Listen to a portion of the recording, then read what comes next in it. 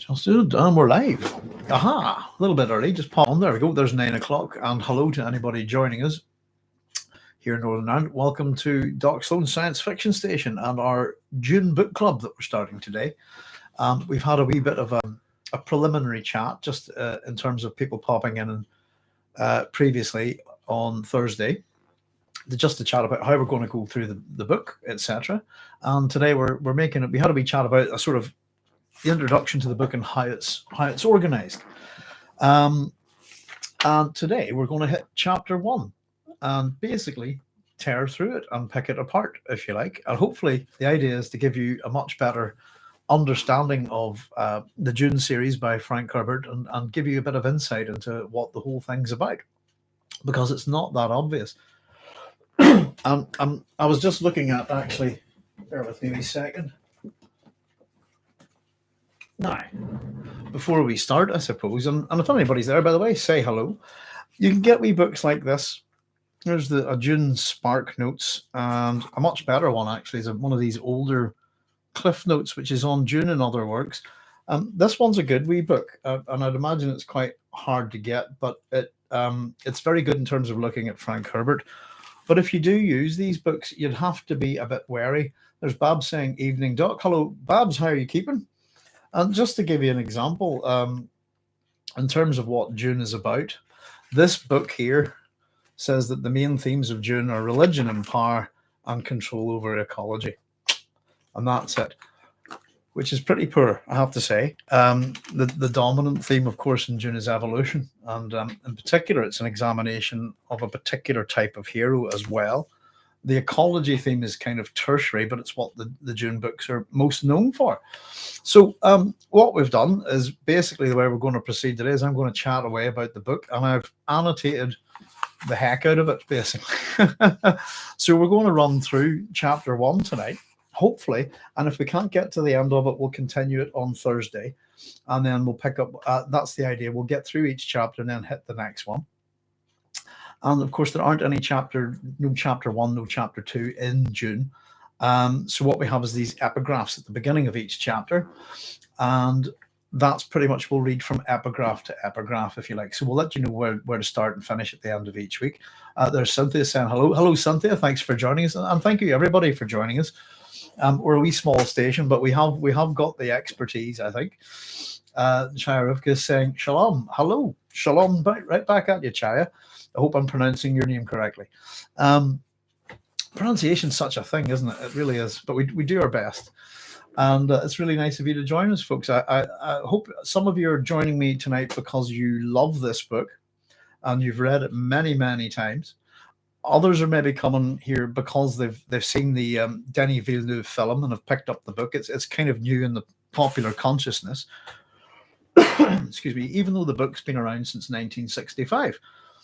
So, all things considered, if you are coming to this from Denis Villeneuve's Dune, and we'll call it that, then I think you're in for a big surprise. The CH is like in Cheryl, so it's Chaya. Thank you, Chaya. There we go, then we can say it correct. Thanks for joining us, Chaya. And there's David Segovia saying hello. Hello, David. Thanks for joining us. Thank you, everybody, for joining us. It's quite gratifying that we got a lot of Dune fans about here. Lord Crunk saying, "Sacre de bois, y'all." How do we pronounce those Fremen languages? So to begin at the beginning, I suppose, we've had a wee chat about each of the, briefly to recap, I suppose, we talked that Dune is divided up. The first book's divided up into 11 sections, if you like. It has a dedication, then a map, and some cartographic notes. And that'll be the first 3 sections. And we get a few things mentioned in this, and we'll point out a few things as well. But the map of Arrakis is in the shape of a Jungian mandala. Joseph Smith saying, hi, Joseph. Yeah, I'll catch up as I go with the comments. And questions. So feel free to chat amongst yourselves or fire them away. And hopefully, as usual, I'll catch up and backtrack a wee bit. So the Dune itself is broken into 3 books called Dune, Muad'Dib, and the Prophet. Denis Villeneuve has kind of split the film into 2, but the book actually has 3 sections to it. And then, of course, we have 4 appendices, which are really important. and especially one at the very end. Then we have what's called the terminology of the Imperium, and this is one of these books that as we're reading, we're going to encounter words that we don't know. And the great thing about it is that we've got this kind of this appendix of terminology at the back. Not everything's in it, unfortunately, and as we'll find out, Frank Herbert is quite a deceptive writer, very deceptive writer in terms of what he does and how he presents his information.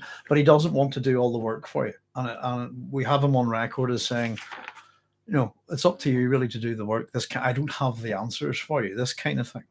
Or he does have them, I suppose, but he wants you to go and figure out your own. So we can read Dune many different ways. And as I said, just to recap, we can approach this book.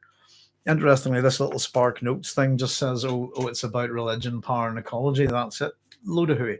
We can approach it from an ecological point of view, an evolutionary point of view, a science fiction point of view, feminist point of view. I don't know if I said psychological. There's a whole lot of different ways of reading Dune. And I'm someone who's actually sorry. We're in the doghouse, by the way, folks, and that's one of the dogs. Give me a wee second. I'll close this door. There we go. That's our evil Noodles being particularly loud, barking at the wind. I do apologise. Hopefully you can't hear too badly. There are a pair of characters. So to begin at the beginning, I suppose, Dune's start is a really famous beginning, and I'm just going to read it to you, just to get started. A beginning is the time for taking the most delicate care that the balances are correct. This every sister of the Bene Gesserit knows. To begin your study of the life of Muad'Dib, then, take care that you first place him in his time. Born in the 57th year of the Padishah Emperor Shaddam IV, and take the most special care that you locate Muad'Dib in his place, the planet Arrakis. Do not be deceived by the fact that he was born on Caledon and lived his first 15 years there. Arrakis, the planet known as Dune, is forever his place. So there we go. And straight off, it's an excellent, I'd argue it's one of the more famous beginnings of a book. And it's a really good beginning, I have to say. And it gives us a whole bunch of terms that we're not too familiar with. Sorry, 1 wee second. How'd you go, Big Love? Go on. How'd you go? There we go. Pardon me. Sorry, our dogs are being a wee bit frisky at the minute. That's the both of them out of the doghouse. So apologies. Sorry. So what we get here is a little bit of biography, and we get a bunch of words that if we're approaching this, we probably haven't a clue what they mean. And we should go straight away to our little terminology at the back, I suppose. And it's one of those things that if we can kind of keep a thumb in place of the book, if we haven't read it before, it's really useful. So the beginning, what did I want to say in particular about the beginning of the book is, oh, no, it's a little bit something else actually, isn't it? I think we'll get there.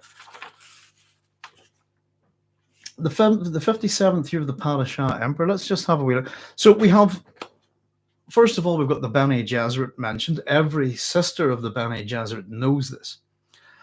Bene from the Latin for good, and the word Jesuit is a play on, the word Jesuit is a play on Jesuit. And what we get is, I suppose, our first kind of inversion of gender with this sisterhood. Excuse me, bit of a frog in my throat. There we go. So we get the Jesuits, of course, are a male order of priests whose primary focus is meant to be education. Their motto is Ad Majorem Dei Gloriam, which means for the greater glory of God, but they have another motto, which is quite an insidious motto. It's an unofficial one, which is give me a child before the age of 7 and you can do what you like with them. Which basically means I'll have put the fear of God into that child at that point. So the Bene Gesserit are very much modeled on partly the Jesuit order and also Frank Herbert's maternal aunts, who were of Irish Catholic descent. And Frank's background is going to be quite important in terms of how we look at a lot of these things, because his family is primarily Germanic Protestant and Irish Catholic. What is the right balance of his place? Chapter begins with Muad'Dib in one place and ends with the Bene Gesserit goal dream of being in many places at once. Well, let's have a wee look. What's the right balance? Place. Chapter begins with Muad'Dib in one place and ends with the Bene Gesserit Gold dreams of being in many places at once. The Kwisatz Haderach. Yes. Our chapter, just flick through. Well, to put some, it's. I suppose it's about an identifier here. And the little trick is, I suppose, that we're being told this guy comes from one planet, but he's really should be known from another. So he's starting up these little shifts, these little intrigues, these little curiosities, I think. Beginning is the time for taking the most delicate care. And this is both, I think this is both the writer and the story working hand in hand. He really has spent 5 to 6 years creating this book. And as we talk about balances, that there are, I suppose, a lot of Jungian pairings and pairings to do with, I suppose, ideas of the archetypes of the collective unconscious, and particularly there's all sorts of wee things that Frank uses. So particularly in terms of place, we're going to get to see Caledon here, and then we're going to have ultimately that contrast. So we'll have a wee chat about that, Cynthia. Particularly, we're going to look at what kind of words he uses with Caledon and so on, especially when we talk about the castle. But you locate Muad'Dib in his place, the planet Arrakis. Do not be deceived by the fact that he was born on Caledon and lived his first 15 years there. Dune is forever his place. We get this reiteration of this word, Cynthia, I suppose, and we're going to see that at the end of the chapter. As you say, the Kwisatz Haderach is a person who can be many places at once. And that's a reference to what we call bilocation. And it's quite interesting. So there's wee things that develop as we go here. Within this first epigraph, we've got also Muad'Dib, and we get that name in the cartographic notes. We get a few characters named there before we've even started the book. So in terms of just breaking a few wee things up about language, Muad'Dib, the terms that we get within the first epigraph, we have Muad'Dib, Bene Gesserit, Padishah Emperor, Shaddam IV, Arrakis, Caledon, and Dune. Some of these words familiar, others not so much. So if we do use the wee sort of terminology of the Imperium, Muad'Dib is back there, for example, the adapted kangaroo mouse of Arrakis, a creature associated with the Fremen earth spirit mythology, with a design visible on the planet's second moon. The creature is admired by Fremen for its ability to survive in the open desert. Now, you may not know this, but I am a Muad'Dib, and that is probably a slight change in the spelling, but is actually Arabic for a private tutor. And in this case, I suppose that Muad'Dib, the kangaroo mouse, is based on the Jerboa, which is, I think we'll find later on, a teacher of boys. We also have the word Padishah here. And again, if we look these things up, let's see, is he there? MNOP. So no. So first of all, we've got, here we go, in the first paragraph, we've got a word, specific terminology to this book, and it's not explained to us. So Padishah is a word that you can look up, and I'll just tell you, it comes from Persian for pad or pati, which means master, and the word Shah means king. So Padishah, emperor, master, king, emperor, if you like. Seems a bit like a tautology, doesn't it? It's a bit like head chef or something like that. And of course, we had a wee chat about Arrakis, the planet that's mentioned. And we had a wee chat about, in the preliminary episode of this, about how Arrakis is really a star, and that it's associated with an Arabian myth to do with the camels. Where are we? In ancient times, it's known as the, oh goodness, can I remember this? The my Latin would be, there you go, the Quinque Dromedari. And today we consider it a part of the constellation Draco. So Herbert's borrowed a few wee things here already, and what we can see is that he's playing with them a wee bit. He's changing them, and we've got Persian language in here. We've got Arabic. We've got a bit of Latin. And, we're starting to get a sense that there's a bit of a hodgepodge of language going on here. And Dune's a book that plays with language an awful lot. And of course, we find out finally that Arrakis is, of course, the planet Dune, which is the name of the book. So the first epigraph, it's full of mystery, it's full of language, mysterious language, and we should get a sense of something. That we are reading some kind of science fiction stroke fantasy book, from the title, and just from the general selling points of the book. So it's just within reading it, really, at a point where we start reading this book, it's really useful to use the terminology of the Imperium, but it's not going to be totally helpful to you. As I said, you can either choose to look up a word and find out what it means, or you can ignore it and plow on. And a lot of my students will tend to not pay attention to words that they're not familiar with, and just kind of assume that they mean something, if you see what I mean. So it's a beginning to the book that's, how would I put it? I suppose it's a great start to the book, and it's quite a famous beginning. And if you're going to start your book, you might as well start it strongly. And it's the next wee bit just wanted to chat to you about. And it says, we're talking about, just at the beginning, then we talk about the week before the departure to Arrakis. And we get the arrival of Reverend, who we'll find out is the Reverend Gaius Helen Mohim. And we're not going to be told her name for a wee bit. We're just going to refer to her. She's going to be referred to as the Old Crone, and then the Old Woman. And we literally have this start of Old Crone, mother of the boy, Paul. So we have a crone, a mother, and a boy. And we're starting to, this is these ideas of Jungian archetypes of the collective unconscious. Here we have the crone, the mother, and the hero. And as I said, it's kind of, we'll point out these Jungian archetypes as we go. And there's an awful lot of them. And a whole bunch of characters move within different archetypes. For example, Alia has many different roles within the archetypes. And they're kind of interesting if you're into Jung and all of that kind of stuff. Now, the next wee point is about Castle Caledon. And I suppose I'll just read the wee passage too. It's a warm night in Castle Caledon, the ancient pile of stones that had served the Atreides family home for 26 generations. And it's interesting that the castle itself, it says, bore that cooled sweat feeling that it acquired before change in the weather. So as much as we get into this book, we understand that the Atreides are very much associated with water. Their planet's very much almost a water world. And it even seems that this, and we'll see this again, it's a repetitive motif. The castle itself seems to sweat moisture,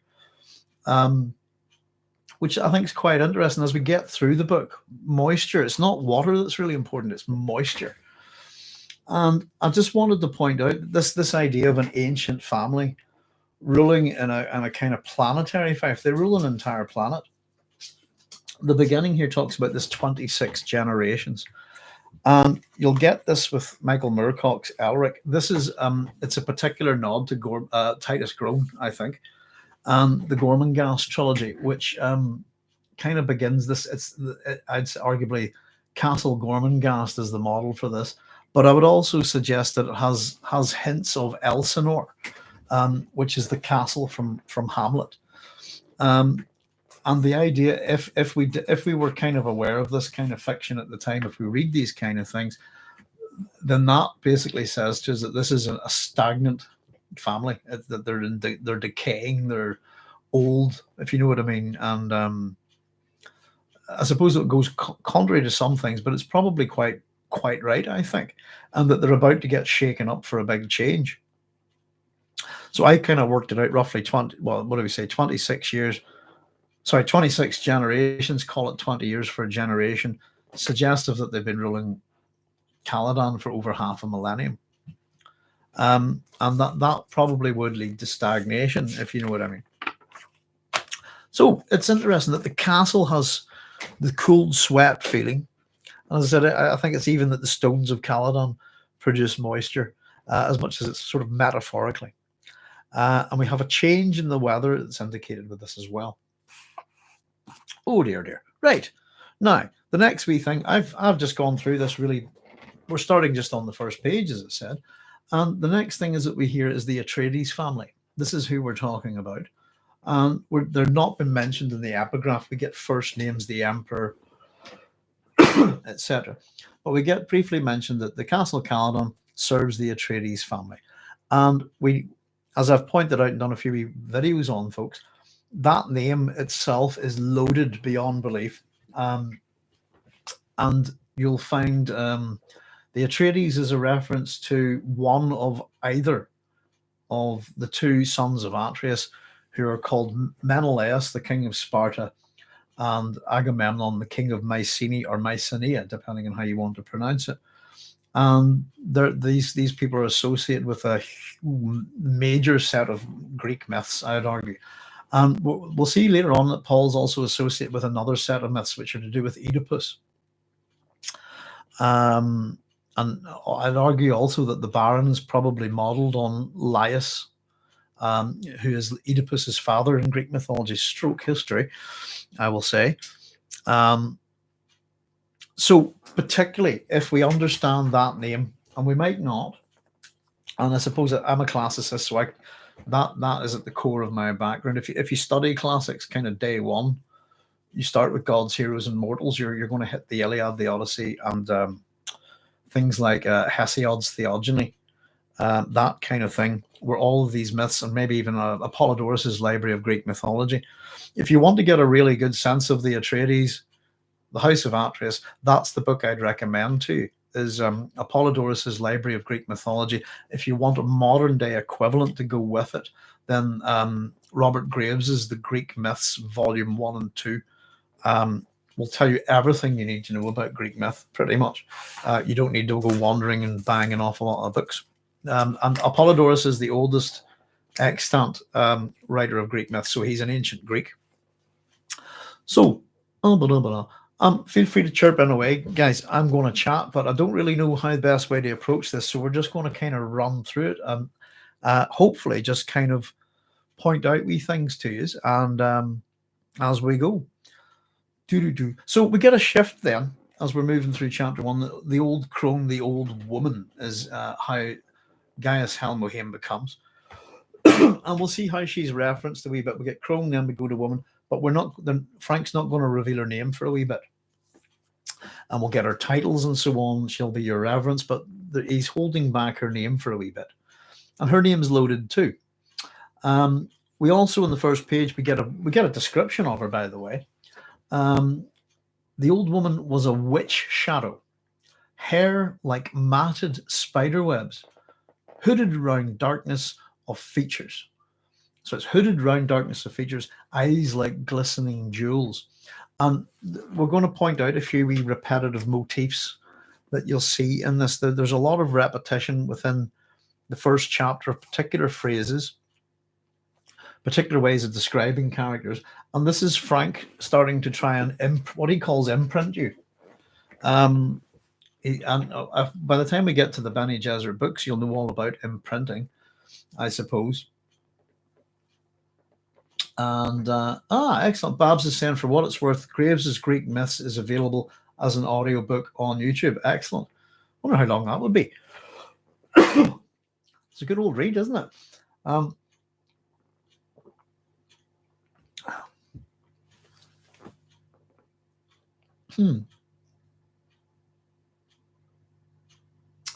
Very quickly, I suppose, do we have it here? Where are we? I should have it here somewhere. Where's me Graves? Oh, I think I've tidied them away. Robert, the Greek myths, the copies that I have, you'll get a massive sort of reference index at the back, which is highly useful. The trick with listening to something like that on audiobook, Babs, would be the fact that you'll get many repetitive names within ancient Greek culture, and they're not necessarily the same person. So, for example, within the Pelopid myth, we have more than one person called Tantalus. Pardon me. And so it can be a wee bit tricky sometimes. But yeah, it's Graves. I wonder, has anybody done Apollodorus? That would be great, I have to say. So we get this terminology around Mohaim, And as much as Cynthia was saying about the balance places, it begins with Muad'Dib in one place, ends with the Bene Gesserit Gold Dream. It really actually begins with the Bene Gesserit. If you think about it, the first people that are mentioned in Dune are the Bene Gesserit. The beginning is the time for taking delicate care. This every sister of the Bene Gesserit knows. To know you, and then to study Muad'Dib. And of course, our epigraph, by the way, I forgot to mention, is by the Princess Irulan. It's from a manual on Muad'Dib. So, as much as we get a lot of this stuff, the epigraphs are meant to be kind of a historical explanation or propaganda for the life of Paul Muad'Dib. Excuse me. We also get our first little piece of technology mentioned in this page. Or we get our first couple of pieces of technology. We get the Suspenser Lamp, and we've got, in terms of describing the old woman as she is at this point, after her glittering eyes, we're told that her voice wheezed and twanged like an untuned balisette.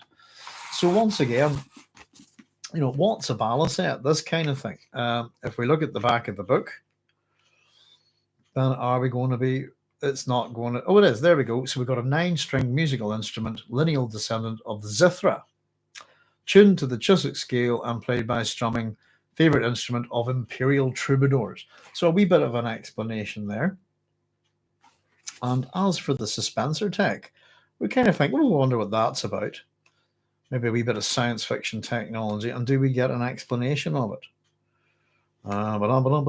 Suspenser. We do. Secondary low drain phase of a Holtzman field generator. It nullifies gravity within certain limits prescribed by a relative mass and energy consumption. So, I suppose at the start of the book, if we're having to flick back and look at these kind of things, it can be a bit tricky. I would be one of the people, if I got a book like this, I'd read all the terminology at the back first, just out of interest, Babs is saying, I must admit my recent familiar with Greek mythology has been from Stephen Fry's Mythos, Heroes, and Troy audiobooks. Yeah, Stephen Fry does a lot of that stuff, I think. I think he's classically educated. But yeah, it's pretty good stuff. He's very well known over here, and he's considered a British national treasure, to be honest with you. And his stuff is quite good. He has a certain way of presenting things, I think, that's very palatable, because the Greek myths are not palatable at all.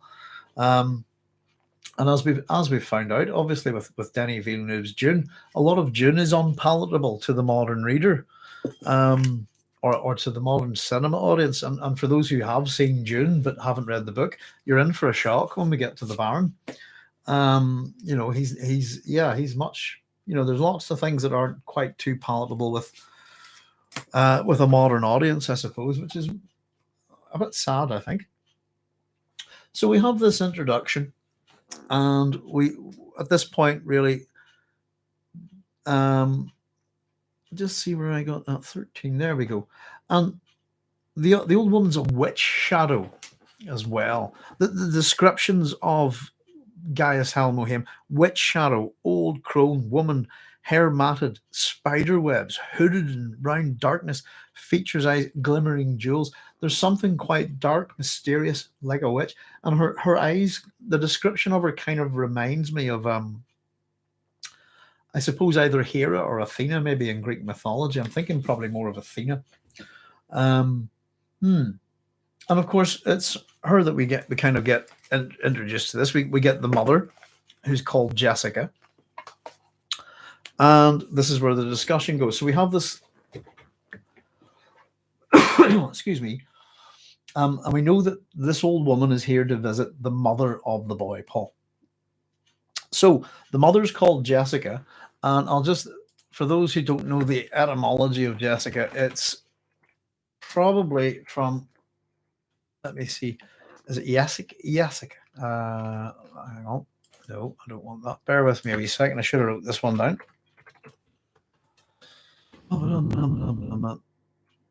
But it says the oldest written record of this name, just having a look at it, is found in the Merchant of Venice. However, if we have a wee bit of more of investigation into it, we get variations of Jessica, etc.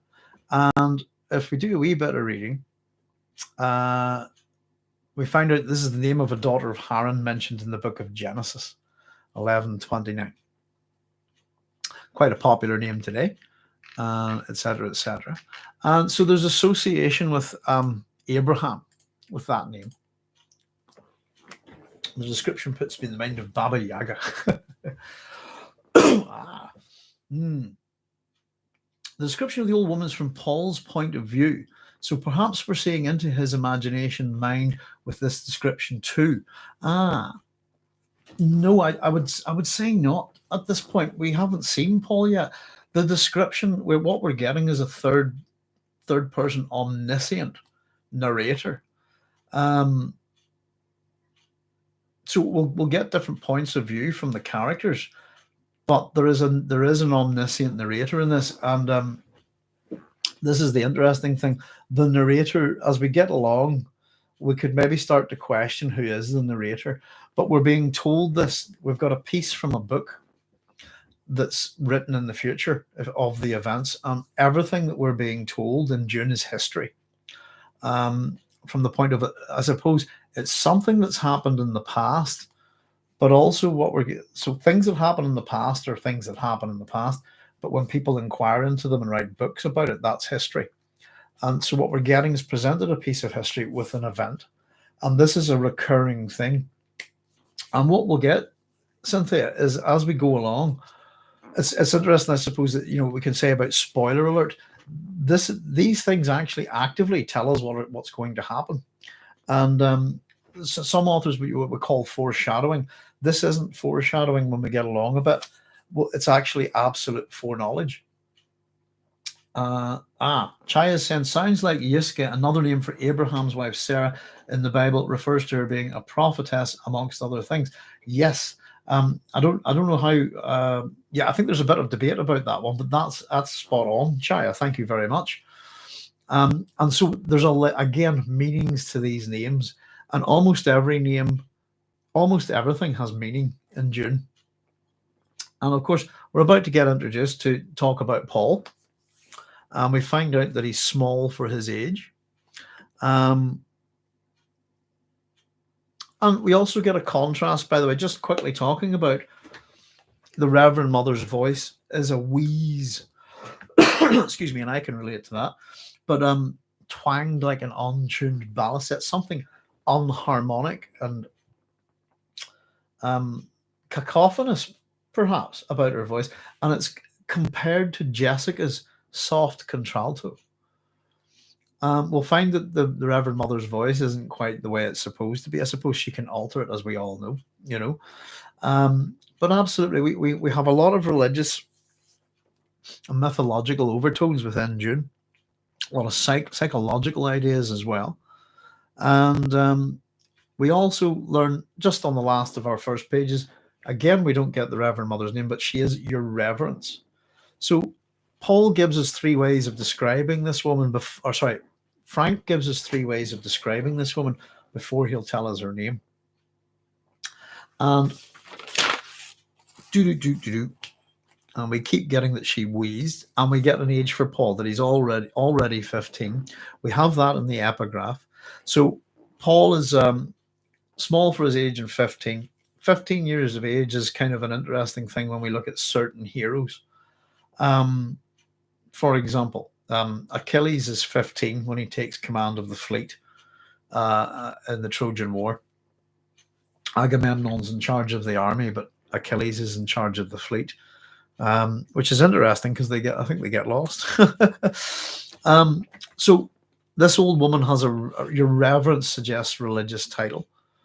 So we find out a little bit about Paul, and of course they're spying on him. And I know that's the thing. I know what you were saying, Cynthia. The description of the old woman's from Paul's point of view,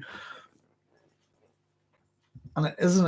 I suppose it's a tricky one, but I suppose as we move further through the Dune series, we get a further and longer dislocation of the epigraphs, that the future histories, will be further and further away.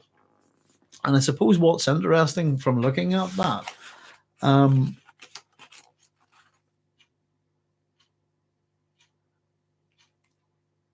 as you say, from his point of view, the awakened boy could see a bulky shape at his door standing. This is our narrator talking, and it is giving us his point of view, but it's not his. In that sense, we can't trust a single word here because it's history and to a degree propaganda. And we'll find some of this out as we go. Is this the first subversion of trope with Paul replacing the maiden in the hag, mother, maiden thing? Yes, it absolutely is. Because what we're presented with at the start is the crone, the mother, and it should be a daughter or the virgin, if you like. Paul's supposed to be a girl, isn't he? At this point. And it's only when we get Alia that you'll get that the triple aspect of the goddess, if you like, presented. And again, Alia takes different places. Alia can be the virgin, she can be the harlot, etc. So if anybody's interested in this kind of stuff, it's Jungian archetypes of the collective unconscious. I will say this, Jung's ideas aren't original, and a lot of people think they are. They're actually borrowed heavily from Samuel Butler. And we'll see that Dune borrows heavily from Samuel Butler as well. But the ideas of the collective the idea of a collective unconscious is not new to Jung. And we're going to find out a few things that not all old wisdom is wisdom, and not everything that Frank says in this book is true. In fact, a fair amount of what Frank says is not true, sadly. And there, I put it this way: there are a lot of people who take, "Oh, Dune's my Bible, I take wisdom from it," this kind of thing. It's the same, I suppose, as taking wisdom from the works of Aristotle or Plato or Socrates. People get stuff right, but they also get it wildly wrong as well. So yeah, Brad, I would absolutely agree. And he plays with an awful lot of this. And we get a little bit more about him. He's awake and listening. Sly little rascal. Royalty is the word that mentions, and we get the first use of the word Kwisatz Haderach. So I just keep thinking about what Cynthia was saying. I'll just backtrack because it's a really good point, and I'm trying to think of the best way to say it. But we're looking from the point of view of Paul as they're observing him. And perhaps we're seeing into his imagination mind with this description too. Yeah, sorry, Cynthia, I was just trying to get my head around what you were saying, but certainly that's what the omniscient narrator is presenting to us. But it is a good point. I just didn't think I'd answered it very well, Cynthia. I do apologize. So yeah, I mean, moving on a wee bit, we get the Kwisatz Haderach. Now, I did a wee bit of work on this, the shortening of the way. And there's a whole different slew of different variations of these words due to sort of local flavor and spelling. What we essentially mean by a Kwisatz Haderach, I suppose what's described as the shortening of the way. It's a shortcut would be the best term in English, I suppose, is it? Probably a euphemism from. But what we're actually talking about is the idea of bilocation, which you'll find in quite a few sort of myths and stuff. A person who can be many places at once or in two places simultaneously, I suppose, is generally the way these stories work. You'll find them in things like the Arabian Nights and stuff like that. So we get the Kwisatz Haderach. And again, if we have a wee look at the back, what a bizarre sound. For an English reader, what a bizarre sounding phrase. And here we go, the shortening of the way, the label applied by the Bene Gesserit to the unknown for which they sought a genetic solution. Sorry, for the unknown for which they sought a genetic solution, a male Bene Gesserit whose organic mental powers would bridge space and time. In Hebrew and Kabbalah refers to teleportation. I got a wee bit slagged off for this, Chaya, because I did a whole thing on the language of it, and it's in one of my videos, if I can remember correctly.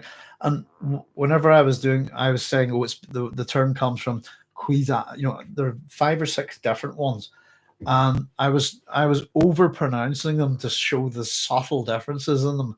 So one of them might have been Kwisatz Haderach, and I got slagged quite badly for my pronunciation. Though I think the person who did that didn't realize that I was deliberately overemphasizing them, because all 5 versions or whatever it was sound very similar to the ear, and it is just we.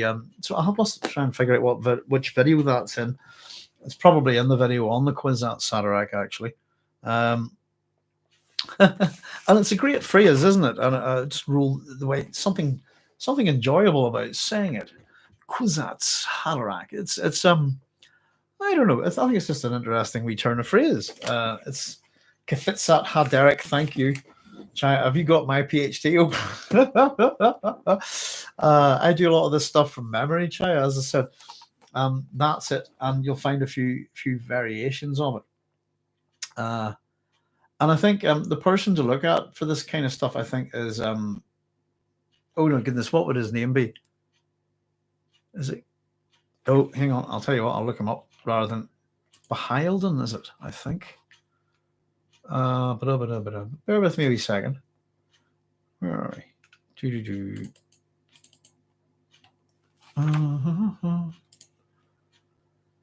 fact, let me just do that. Let's go there.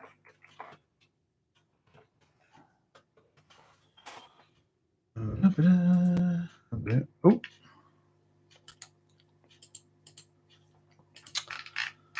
Oh, goodness.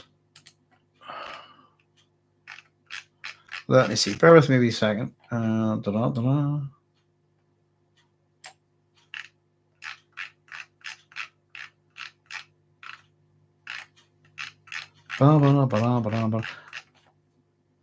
actually think I had to take some of the terms out when I was doing the videos, because I couldn't get the Arabic, and I have no knowledge of Arabic at all. Let me just.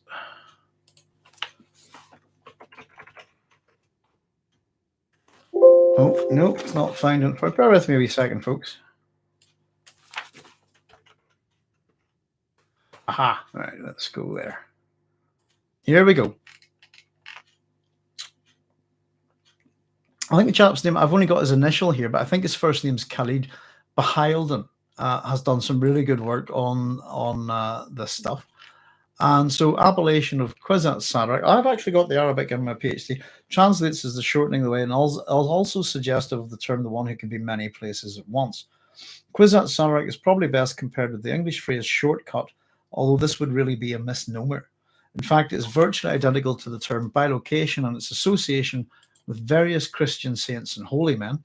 Examples of this occur within such notable personalities as Saint Pio of Pietrelcina and Maria de Jesus de Agreda. Let's see. So Kwisatz Haderach is a derivative from the original Hebrew Kfitzat ha'aretz, which means for those for whom the earth jumped.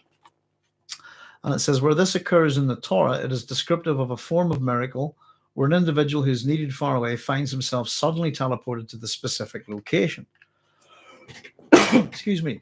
And what I have next is that Herbert's use of the term probably came from the Hasidic phrase adapted from the Kfitzat ha'aretz, namely the Kfitzat haderech. Variation, and I've just put variations include Kfitzat haderech and Kfitzat, without the vowel up between the K and the F, haderech. So there we go. And this was essentially an ideological explanation for how a Balai Shem, which is a type of mystic in certain stories, I think that Balai Shem term is plural, was able to travel great distances very quickly, akin almost to teleportation. So there we go. So I just grabbed that from the PhD. I should probably do that a bit more often, shouldn't I, Chaya? Thank you very much. See, there are bilocation tales told of a few Catholic saints as well. That's the ones. First, miraculous travel between two distant places in a brief time. In other words, bilocation in space and time, jumping of the path or route. Yeah, absolutely. And of course, he's a kind of shortcut in a way as well. See, we're only on to the. We haven't even covered a few, more than a few paragraphs, and we're up to our eyeballs in this stuff. And I think it's great. If we have that kind of mind, we can start looking these things up, and it starts to give it such a layer of meaning, doesn't it? We get another mention then of the shadows and the bright ovals. The eyes of the old woman. Again, this is kind of suggestive to me of Athena, maybe even Hera from the god. He's often referred to as doe-eyed Hera or cow-eyed Hera because of her bright eyes. And again, the eyes of the old woman seem to expand and glow. And then we get the next little term. Tomorrow, you'll need all your faculties to meet the Gom Jabbar. And the Gom Jabbar. 2021. Let's see.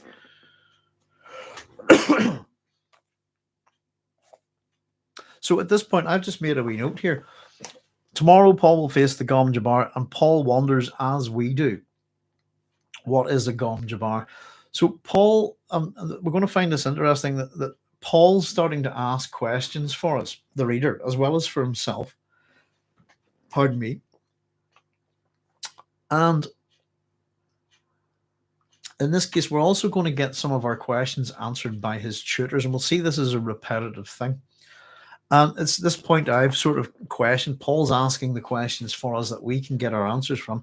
I've made a wee note that at this point, at the narrator's third person omniscient, and I've left a wee question for myself. Who is the narrator? And unfortunately, we'll never get there, because I think we would have found out if we got to the Frank Herbert's last Dune book. If he'd finished them, I think there would have been something there, to be honest with you. So we get another mention that it's a great time of change.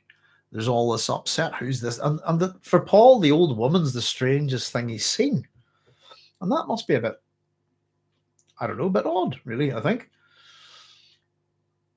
But the path, Baal Shem Tov was a righteous mystic who knew how to practice this, says Chaya, and lived in the 1700s. Brad saying the path isn't a literal path or movement, it's the path of human evolution. Works on a few different levels, Brad, I would agree. And we'll explore it a wee bit as we get into it, I suppose. So it's one of those questions that's always been in the back of my mind. Who's the narrator? Is it Frank? Can we just assume it's Frank working as the author with the authorial voice? Or is there someone else there that's telling this story by presenting this story this way? And as I said, it's a mystery, I think, that we'll never find out. But it's nice to speculate on. And there are a couple of other little clues that suggest that there is someone else, if you see what I mean, telling this story. So our next little bit in the passage gives us a whole cluster of information. When we break it down, we know that Paul's mother is Jessica. She's a Bene Gesserit lady. She's a duke's concubine, and she's mother to a ducal heir, which is Paul. And this is interesting, I suppose. Excuse me. We've got the omniscient narrator. We're in Paul's head. And this is from his point of view, if you like, the way she called his mother Jessica, a Bene Gesserit lady, the mother of the ducal heir, and that's Paul referring to himself in the third person, if you like, in his mind. He's the ducal heir. Excuse me. So we end up finding that his mum's a Bene Gesserit, just like this old lady. His mother is the duke's concubine, not a wife. And a mother of the ducal heir, which is Paul referring to himself in the third person. And he wonders, I suppose as we do, wonders this got something to do with this planet Arrakis. And Paul's wondering, and the word, by the way, whenever it comes to Paul, that's used over and over again in this chapter, it's wonders. He wonders. I'll be pointing out the reuse of some words, but that's in particular one of them. And as he does this little wandering, we're going to get our first of our triplets that Frank uses. He says, where are we? There have been he mouthed her strange words, Gom Jabbar, Kwisatz Haderach, repeating them to us. There have been so many things to learn. Arrakis would be a place so different from Caledon that Paul's mind whirled with the new knowledge. And here we go. Arrakis, Dune, desert planet. And that's the first time we're presented this way. And it's a triplet. It's not just Arrakis, it's not just Dune, it's a desert planet. And no, we don't know she's Bene Gesserit yet. She's a reverend. I suppose there's something religious about her, but we'll find that out. I suppose that, yeah, we'll have to watch ourselves, Chaya, with kind of filling in what we actually know, I suppose. And at this point, yeah, he's wondering, who is this woman and why is she, why is she talking to this, to my mother like this? And the strangeness of the language. And then we get the introduction. So we're told there's many things to learn, new knowledge, just like us, the reader. And part of this is allowing for us the questions that we want to ask about what's going on here are the same questions that Paul wants to ask. And this is part of how we start to invest in this character and that we sympathize and that we'll go on this journey with him. The next thing we get is Thufir Hawat introduced. And we hear that he's a master of assassins, which is a bit, sort of puts our mind into a certain set, if you like. We hear about mortal enemies.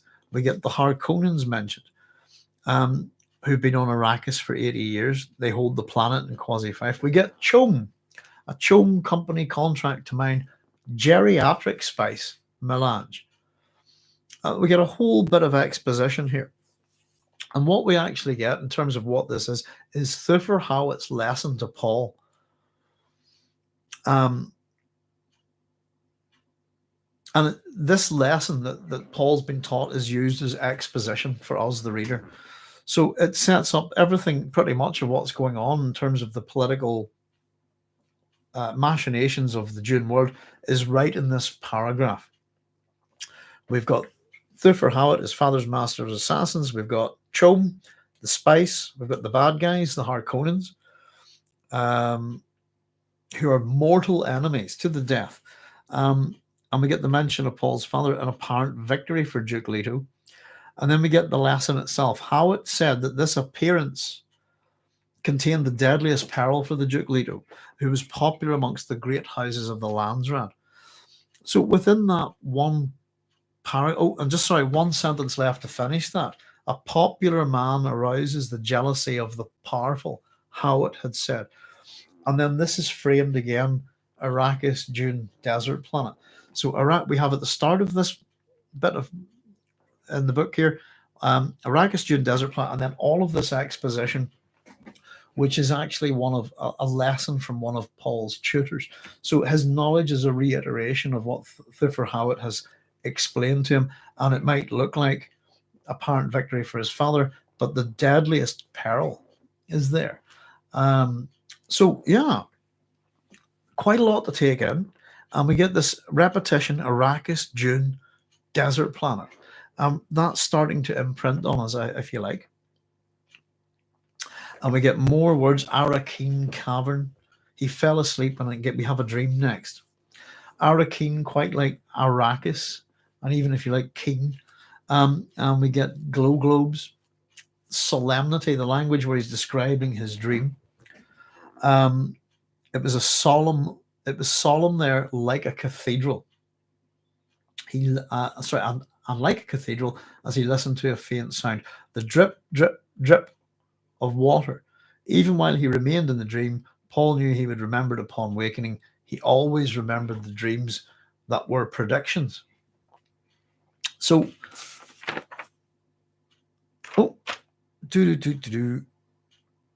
26. Where are we?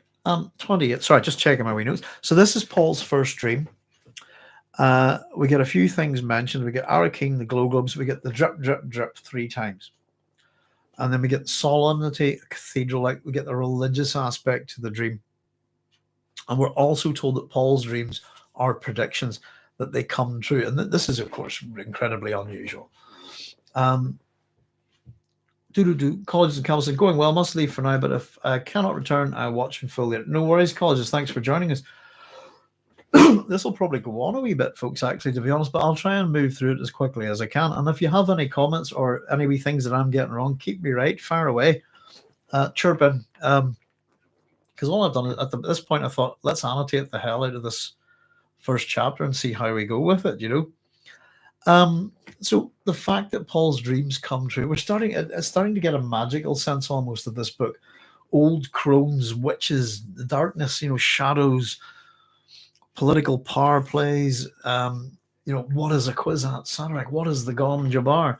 His father employs somebody who's a master of assassins, and assassins murder people. There's also, I suppose, in terms of assassins, association with the term hashish, I suppose. But yeah, it starts to get a sense of, okay, this is very different from what we know of our own lives and our own reality and stuff, And Paul has a dream, and we're told that these dreams come true. Now, the next bit's pretty interesting, I think. And it just tells us a wee bit about Paul, and I think it's designed to garner sympathy. And we're told that he it looks like Paul's life is not particularly pleasant or fun. And the world of Castle Caledon, without play or companions his own age, perhaps did not deserve sadness and farewell. Not in itself sadness. It should make you feel quite sad for a child who doesn't get to play and a child who doesn't get to have friends to play with. And as we go along, we'll find out. Well, I think we actually find out this here now. We get our next lesson. And I'll just read it to you. Dr. Yui, his teacher, had hinted that the Faufeloix class system was not rigidly guarded on Arrakis. The planet sheltered people who lived at the desert edge without Cade or Bashar. Willow called them Willow the Sand people called Fremen. And they're marked down on no census of the Imperial Regate. So immediately we get a whole dump more of information, and this is immediately going to be followed by Arrakis, Dune, desert planet in the text. Each time we get a little lesson. And this is Frank using. I'll explain this in a wee second, but this is Frank trying his what he calls imprinting. He's trying to get you to sort of start lodging ideas and terminology, if you like, in your head. Because it says, "Hi, I'm late, but I made it." Alex said, "Thanks for joining us, Cosette." Jaya says, "Boy being groomed for another generation of palace intrigue where slyness is a virtue." He is a sly young rascal, isn't he? At this point, I'd say it gives us enormous. If we put ourselves into that position, no friends, no play, and he's 15. So what's he been doing for his entire childhood? And I think at the point that he says his home perhaps did not deserve sadness and farewell. I think that's really important. I think he's very happy to get out of here. The implication is that within, and if we look up the Faufeloix class system, if we see, rigid rule of class distinction enforced by the Imperium. It says enforced by the Imperium, a place for every man and every man in his place. So this is kind of the old feudal idea, you're if your father's a carpenter, you'll be a carpenter, and your son will be a carpenter. This kind of thing. It's also suggestive that because he's the son of a duke, if there's only one ducal family on the planet, then there's no other royalty to play with. And I find that it's a wee bit hard to believe, actually, and considering that they've been on the planet ruling it for so many generations, that there's no one else around. Doesn't even have a cousin or anything, handy, I suppose. So we also get an introduction of another one of his teachers, Dr. Yui. Excuse me. And we get a few more terms that we might have to look up. We have Cade or Bashar to command them. Willow the Sand, a little bit of a play on Willow the Wisp, I suppose. And Cade, if we look it up, is a Sardaukar officer rank given to a military official whose duties call mostly for dealings with civilians. Bashar, I think it comes from really Bashir, doesn't it? Is more of a common one that we would find. An officer of the Sardaukar, a fractional point above colonel in the standardized military classification. So we're told if we're not aware of these things, that they're military ranks, and that this class system is guarded. So I think if we pay attention, we should have a little bit of sympathy for Paul. And as I said, immediately after this, we get the third time that we have Arrakis, Dune, desert planet. I suppose I'll say this basically. Herbert's invested a wee bit of time, as a lot of science fiction writers have it in that era, on in what's called oh goodness, what do you call it? General semantics. Um, General semantics, something similar to what you get in Dianetics, that eventually became, I suppose, the Church of Scientology. All general semantics is a kind of repackaged form of rhetoric, as in classical rhetoric. And if we understand that, it's just kind of rhetoric with an agenda, but it's meant to be a form of manipulation. If you actually take, was the core thing from general semantics is the map is not the territory. And if you need someone to explain that a map isn't actually the geographical terrain that you're going to walk through, fair enough. But that's the famous thing. It's about language, really, and how we use it and how to manipulate people. But it's pretty much a gimmick. And if you break it down, what you're actually seeing is rhetorical techniques. Excuse me. And I would teach these to GCSE English students. 16 years and above that, if you're not from the UK. And yet, China saying he's a boy being groomed for another generation of palace intrigue where slyness is a virtue. Slyness is a virtue, absolutely. But it's going to be somewhere. It's going to be a different planet. And you can actually think, oh, the excitement for a kid like this. If his life's that dull on this watery world, what's the idea of going somewhere fresh, I think, would be massively appealing to him. The Church of Scientology, Cosette, did a runner from here. This is Northern Ireland. They're nothing to us. If you want to come see religious maniacs, etc., then this is the place to come. But no, they actually, the Church of Scientology had a place up in Belfast. And just round the corner from a place called Sandy Row. And if you know Sandy Row, they moved quick. And I encountered one of them at my university and sent them packing. A complete con. And if the Church of Scientology want to come and find me, they're welcome. I don't think they'd set foot anywhere near me in this place. You'd have to have a set of cojones on you, as they might say, to come into where I live. So I just saw the Church of Scientology thing there. Paul's world is expanding from the world of Castle Caledon to a whole planet, one with indistinct boundaries. It's a very good point, Cynthia. And I mentioned at the start an association with Castle Gorman Gas, Titus Grown, and it's the phrasing within the book, and the sense of stagnation about that castle. And of course, you could argue the Gorman Gas Trilogy is fantasy, gothic fantasy. Pardon me. It is a bit science fiction as well. Really, at the end of the day, about the main character trying to get out from this stagnancy of ritual and power. And it's very interesting. Anybody who hasn't read the Gorman Gas Trilogy, I highly recommend it. And it precedes the publication of Dune and Lord of the Rings. Excuse me.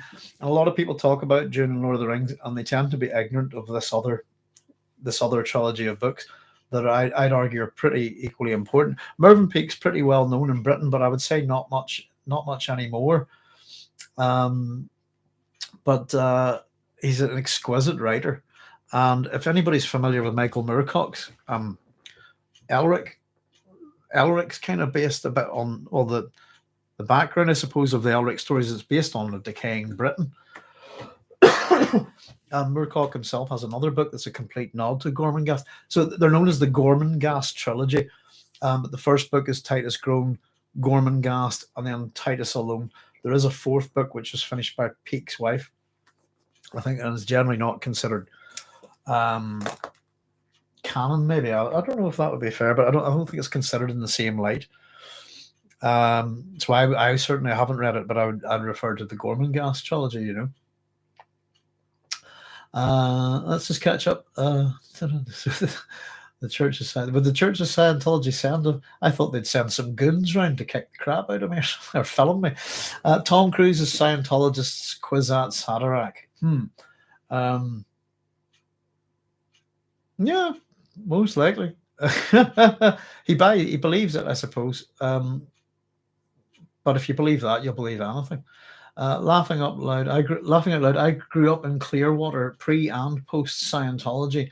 L. Ron Hubbard is a terrible science fiction writer. Never made a second draft. I don't know what Clearwater is, Cosette. Sorry, let me have a wee nosy. I'm not getting the reference. Or is it Clearwater? Hang on. Is that Clearwater, Florida? I think there's a Clearwater in Belfast. But I take it, is that some sort of Scientology place where Scientology took up, I suppose? Florida City, thank you. There's Factor, high Factor, by the way. Yeah. So I suppose this is quite important in terms of Dune, because the general semantics leads to Dianetics, etc. And particularly the types of, a lot of Dianetics was being pushed out of Analog magazine and by L. Ron Hubbard and John Wood Campbell Jr. Dune, particularly, I do know that A.E. Van Vogt was involved with that for a while and then did a runner. But Dune, again, is a particular response to a particular type of hero, that you could argue that the Van Vogtian hero is close to, a Dianetic or Scientologist type of hero, if you like. I always just think of him as an Ubermensch, to be honest with you. And of course, Paul is one too, isn't he? But yeah, it's interesting. I suppose we talk about, whenever I did this work, by the way, I dug up a few. Some of you might find this interesting, actually. I dug up a whole lot of who's done work on Frank Herbert.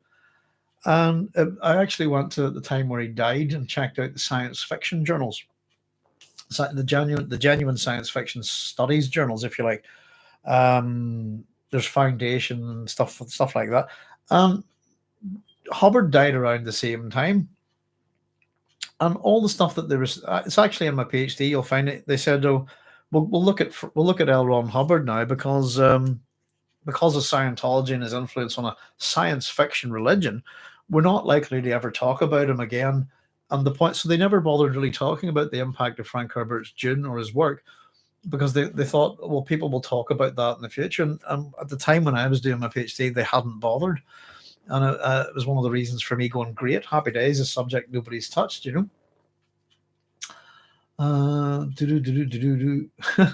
Clearwater, Florida, Mecca to Scientology. Thank you. And in fact, it says I'm in Fort Myers.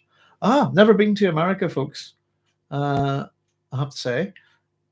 Didn't you get a tornado today in Fort Myers? It was last night, 100 plus winds. Wow. Brief burst of rain. Very different world, isn't it? Yeah. Our lives can be governed by our climate and our geography. And I think we're going to see a lot of that in June, actually, folks. The next bit I think is really interesting. And this is where we get to see, and I've got a wrong, I've got a big wrong thing. Let's talk about it. We say it's Paul's awareness. At this point, this is quite interesting. For a 15-year-old boy, this is not a kind of run in the mind we should expect. Paul sensed his own tensions, decided to practice one of the mind-body lessons his mother had taught him. 3 quick breaths, 1, 2, 3, triggered the responses. He fell into floating awareness, focusing consciousness, we're getting aortal dilation, medical terms here, avoiding the unfocused mechanism of consciousness. To be conscious by choice, blood enriched and swift flooding the overload regions, one does not obtain food safety freedom by instinct alone. Animal consciousness does not extend beyond the given moment, nor into the idea that its victims may become extinct. The animal destroys and does not produce. Animal pleasures remain close to sensation levels and avoid the perceptual. The human requires a background grid through which to see his universe. Focus consciousness by choice. This forms your grid. Bodily integrity follows nerve blood flow according to the deepest awareness of cell needs. All things, cells, beings are impermanent. Strive for flow permanence within. And he says over and over and over, 1, 2, 3, with Paul's floating awareness, the lesson rolled. Now, there's an awful lot of what on earth is all that about? The idea, I suppose, that he's sensing his own tensions And we've got and this is another lesson, by the way. So we've had 2 lessons so far. This is his mother's lesson, and it's about control of your body, really, um, control of your mind, getting the blood flow going. All of this it's kind of hard to figure out what he's talking about if we're not too familiar with this stuff. And I'd argue almost that this paragraph would be quite tricky for a 15-year-old to read, maybe, in terms of understanding. Excuse me. I'll catch up with you a wee second, folks. I'll tell you what this. You're saying, Brad. You're saying Paul isn't an Ubermensch. He chose not to be. He chose humanity rather than the golden path to be overman. In my opinion, simply just something that the Ubermensch, in terms of that idea, I suppose, it's just someone who's greater than a man, over a man. It's a loaded term, isn't it, these days?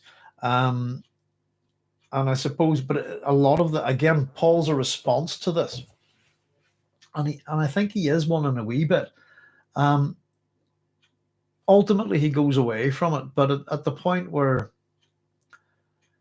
yeah, if we put Paul up against a baseline human, I think he is. He's superior, and in terms of, even if we think about the fight with Jamis is a deadly skilled fighter. Paul's a 15-year-old boy. Paul can take him no problem. He is exceptional. If he's not an Ubermensch, he's exceptional in every way, and we'll get to see that the fact that he's doing this, I would have no clue what to do about. I wouldn't have done breathing exercises to relieve my own tensions. I wouldn't have even been aware that if I was that age, And I think it's more showing that he is exceptional, and this is his mother's lesson. But Factor non-verbal said his convo with Son and Children of Dune explains his view. Like Duncan, he can't be perceived. He can't be perceived to be cruel husbandry, etc. Yeah. Hopefully we'll get to that bit, I suppose. Now, just to let you know, here's where we get Frank talking nonsense. There is so much rubbish in this passage, and I hope it doesn't offend anybody. I love Frank Herbert and stuff, but when people talk nonsense, I think we should point it out. Paul didn't want to abandon his humanity, even to save humanity as a whole. Yes, that's absolutely. I mean, that's why ultimately he's not a total monster, is he? The giving up of your humanity. Leto does it, but he can't.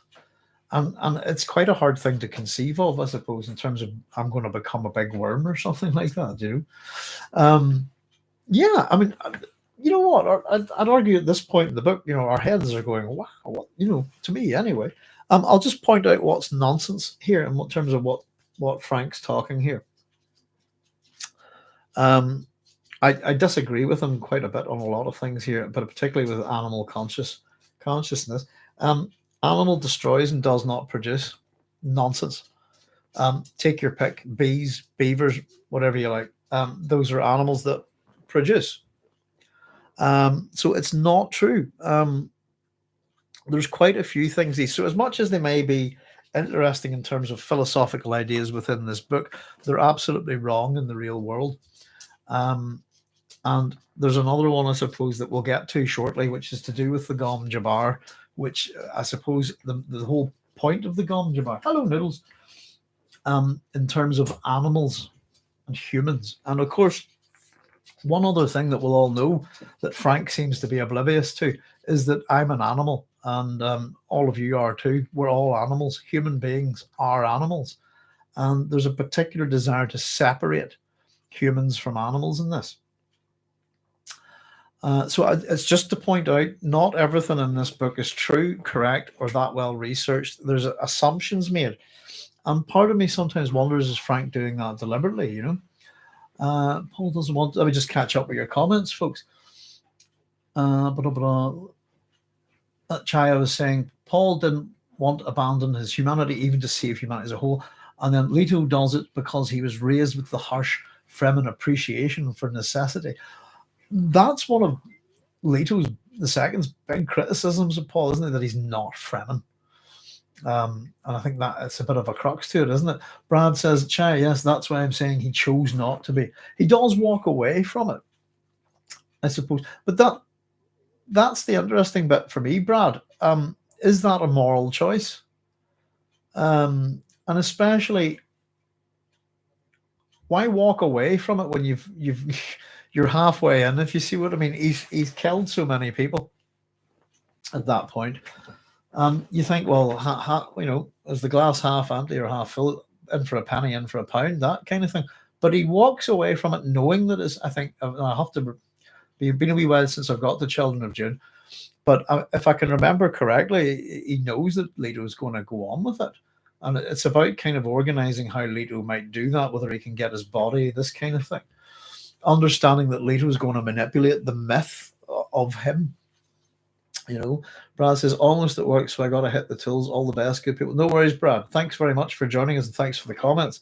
And whenever we do these things, folks, we put them up, by the way, on YouTube.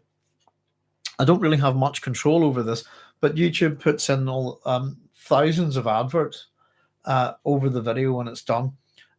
Usually for about it takes about a day for that to happen. After about a day, I'll go in and take all those adverts out, and I'll only leave a couple in. So if you're trying to if you ever want to watch these wee book club things again, give it a day before and I'll get all the ads stripped out, because I've looked at it and I thought YouTube would manage this quite well. It just puts in an obscene amount of adverts, and it's ridiculous. So if anybody does check out any of it, I'll do my best to go in a day after and make it a bit more manageable. It's not the hero's choice. Well, yeah, I mean, at the end of the day, everything about Paul is a product of a breeding program, and it's the universe has made him in a sense, and it's does the hero really have a choice in that sense? I think the really interesting thing, Chaya, is at that point, the mythological character that will overlay onto Paul Atreides is Oedipus. And if we know a wee bit about Oedipus, Oedipus is tragic, not for particularly anything that he does wrong. The Freudian analysis of Oedipus is completely wrong, by the way. And I would add that the Jungian perception of Greek mythology is also quite poor. Both these kind of schools of thought tend to equate myth with dreams, as I've pointed out. But Oedipus in particular, what is it that, if we look at all the Greek myths, they all end badly, and none of the people are particularly nice. But Oedipus is not. He's an exception to the rule, and he's the template that scores most highly on Lord Raglan's book, The Hero, which is the book that Frank Herbert used. So Oedipus is the only hero I think there's 22 steps here. This is the book here. There are different books on mythography. Herbert seemed to pick and choose, and I would say that he didn't pick the right ones. But it's a question of when you were reading, I suppose. There are much better books than Raglan's, and I suppose the other big influence on him is Joseph Campbell's Hero of a Thousand Faces. Pardon me. But what's tragic about Oedipus is it's none of his doing. And what's particularly tragic is even the gods go, but it's fate, it's destiny. Let's see, prescience. Excuse me. Factor says, Doc, I think Frank's division between man and animal is that the human is aware of consequences. A lion hunting the safari is not. It destroys by not replenishing or maintaining his prey flock. Prescience may have bored him so much that he chose to walk towards his own end, said Lord Crump. Well, prescience is meant to be death, and if we understand, that's what happens to all the people who are prescient in Samuel Butler's Erewhon. We're not told explicitly, but it's heavily implied that they all committed suicide. Let me see. I get what you're saying, Factor, but in terms of the animal destroyed, it is a generalization. I think it's actually about psychopathy. What is, and we'll get to that in a wee bit, but it's all about men, I think. And if you're a certain type of man, that would class you as an animal. to the Reverend Mother and she'd kill you.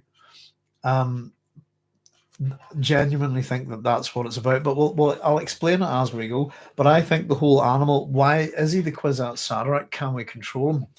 And a lot of people don't pass this test. They take their hand out the box. Why bother killing them, I suppose? But if you are a Kwisatz Haderach, is it a test to see they want to control it? What if you're a psychopath? You know, what if Phaedra was the Kwisatz Haderach, and we have a genuinely malignant personality? I have it's just my own idea, but I think we'll try and provide a wee bit of evidence for it. As human and not animal, we are cursed to be responsible for finding an equilibrium that otherwise would happen naturally.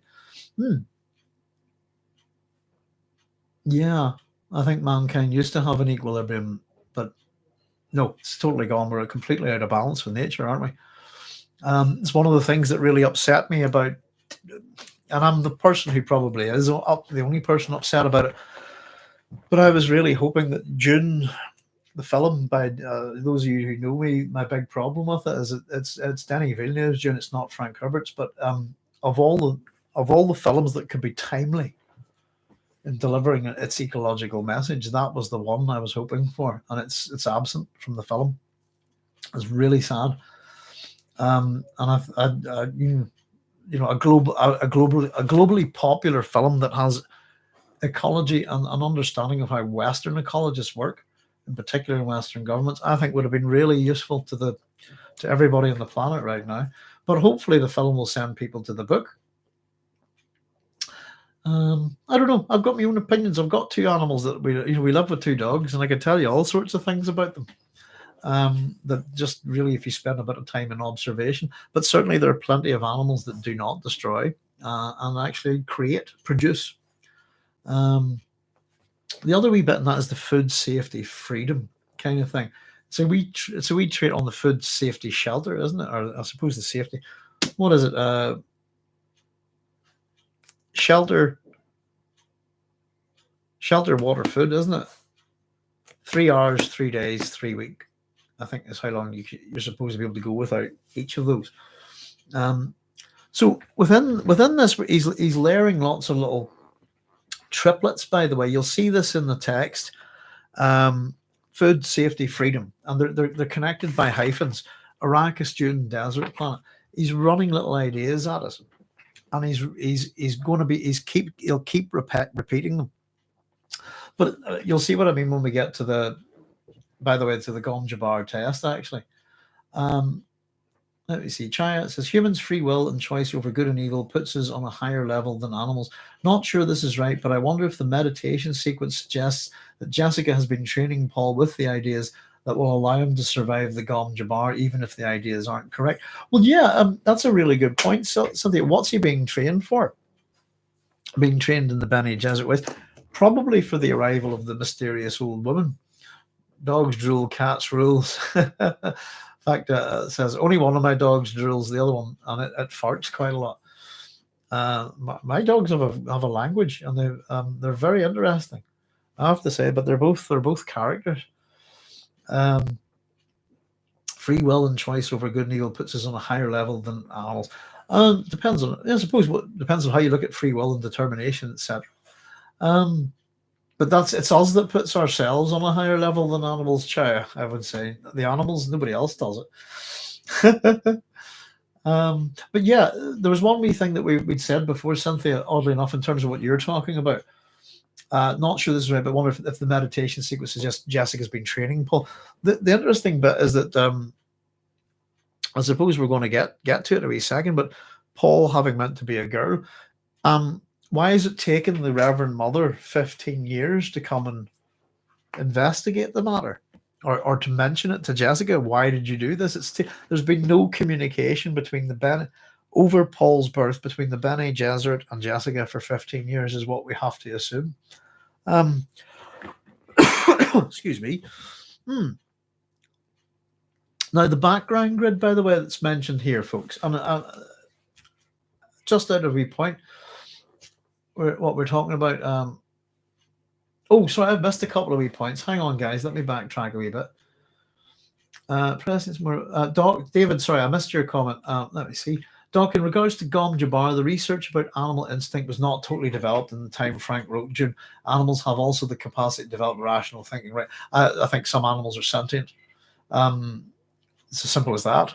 Has anybody seen my octopus teacher? You'll get what I mean. It just depends on how you observe animals and how much time you spend with them. But animals have joy. They are afraid, and they have an awareness of their own mortality. I think not necessarily extinction, but how many human beings have a kind of an awareness of that as well? I think humans' free will and choice. We're not sure if oh yeah, I was just rereading. Sorry, I just missed David's comment there. I didn't want to miss anything there. But yeah, I think I agree with you, David. Yeah, I think there's a lot of these science ideas at the time are becoming popular, and that's why they're in science fiction from that era. But there's things like alpha males in packs, this kind of stuff, all comes from one piece of research, generally discredited. I used to have a cat, factor by the way, and a guy.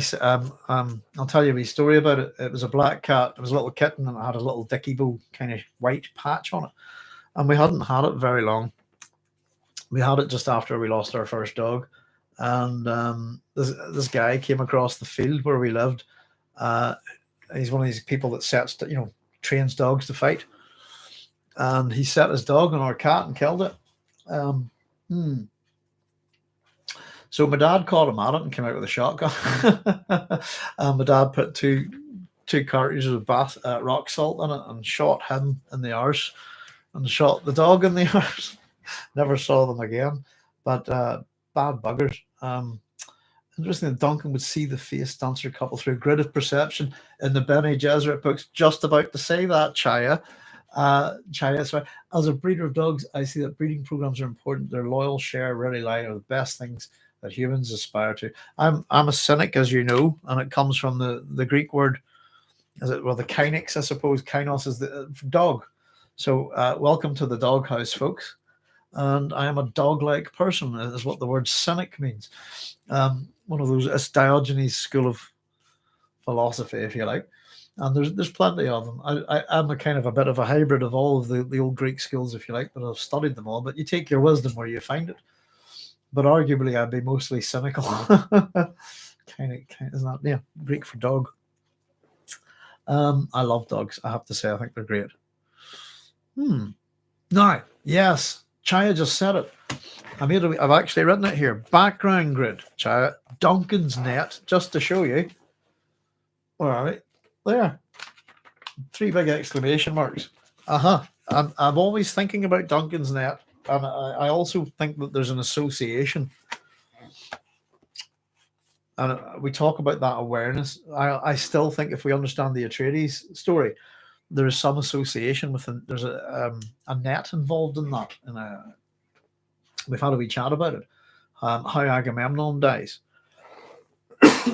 is he's wrapped in a net, and then depending on which version, he's stabbed 2 times or chopped 2 times. But it's a particular type of net. There's 2 different versions of it. One is it's a shirt that's like a net that has no head or sleeves. When he puts it on, he's all entangled. But the other is that the entire room is a net, the bathroom, and it comes down upon him and entangles him. So there's a wee association with the Atreides there. But absolutely, reading this again, the background. Where are we? Just I find that wee bit again. Where's my footnote? Background grid 35. There we go. Human requires a background grid through which to see his universe. Focus consciousness by choice. This informs your grid. So we're talking about, for anybody who doesn't know, the end of the last Dune book, which is a cliffhanger, and what's going on there with Daniel and Marty and Duncan. Who knows? It's an interesting little point. And we have permanent. The idea, I suppose, when we're talking about this is that there's permanence within over impermanence without. That's kind of the philosophy that's being presented there. The next, that's pretty good. I'm enjoying this, I have to say. I hope I'm not being too anal about this, folks, or anything. We've got an awful lot to get through. The next wee bit just of note, I suppose, descriptions of Jessica, and we have this hair like shaded bronze, held with a black ribbon at the crown, her oval face emotionless and green eyes staring solemnly. If anybody wants to check this out, I did it a while back, but I can't honestly say that's the case. But Frank Herbert has a type for his lead female characters, and they're all redheads with green eyes, what you would call the Irish Colleen type, if you like. And you'll find that I think the main female character in The Dragon in the Sea is bronze haired, oval face, green eyes, and I know pretty sure that the character in The Green Brain is also female character in The Green Brain, which is the books on either side of Dune is also described the same way. So it's just a wee interesting thing that Frank tends to draw the same lead female character, I suppose, in a similar way in his books. And I wonder if that is a nod again to the Irish Catholic maternal aunts. So it's quite interesting how, if we actually think about it, her son is studying her. And again, this is a bit odd. And her son is studying his mother. Doesn't he know her well enough? He studied the tallness of her, saw the hint of tension in her shoulders as she chose clothing for him from the closet racks. It says another might have missed the tension, but she had trained him in the Bene Gesserit way. And this is a thing we keep getting, the Bene Gesserit teaching of his mother. I think it's the third or fourth time we've had this mentioned. And we have a little bit of a mention. We're starting to get little reveals, if you like. The focus, there's another wee thing just saying that she had trained him in the Bene Gesserit way. What that is at this point is the minutiae of observation. He's a very astute observer, and Jessica should be able to hide these kind of things from anybody. Once we get to know the character a bit, I suppose. The other wee thing that we just find out there is that the jacket that she picks out for him has the red Atreides hawk on it. And this is the symbol of the Atreides. I'm going to get this. I'll just catch up with the comments. As Chaya just saying out, Babs, by the way, found Operation Haystack in my print collection. I must have it somewhere, but I don't know where it would be. I must have a wee look up. There we go. So the red Atreides hawk has all sorts of connotations, I suppose. I actually thought an eagle would have worked better here, but the hawk itself is a bird of prey. And if you think about just those three words, red, Atreides, and hawk, red is the color of danger, death, blood, war, all of these things. Culturally in the West, anyway, red can be like, I think brides in China would wear red because red's considered the color of purity, I think, there. So colors represent different things in different cultures. But the red, to me, danger, death, doom, destruction, blood, violence. Atreides, that word says all of the same things. Death, doom, destruction, familial homicide, and of course, hawk, a bird of prey. So it's a very interesting symbol for the Atreides to have. If they were proper Atreides, I don't know, but they would probably have something like a Gorgon eye on their shield or something, or one of the various animals from Greek mythology that denote strength, if you like the ram's head or the bull's head, these kind of things, And we get the second mention of a dream at this point. I dreamed of her once. Oh, sorry, just quickly, I missed a point. We're continually told at this point that the Reverend Mother is waiting. And this becomes a recurring motif here as well. Now, the other wee thing that we just find out is we get the second mention of a dream. I dreamed of her once, but who is she? And again, we're not told her name. She says she's a teacher, Bene Gesserit school. Another piece of information, Emperor's truthsayer. And Paul, she hesitated, you must tell her about your dreams.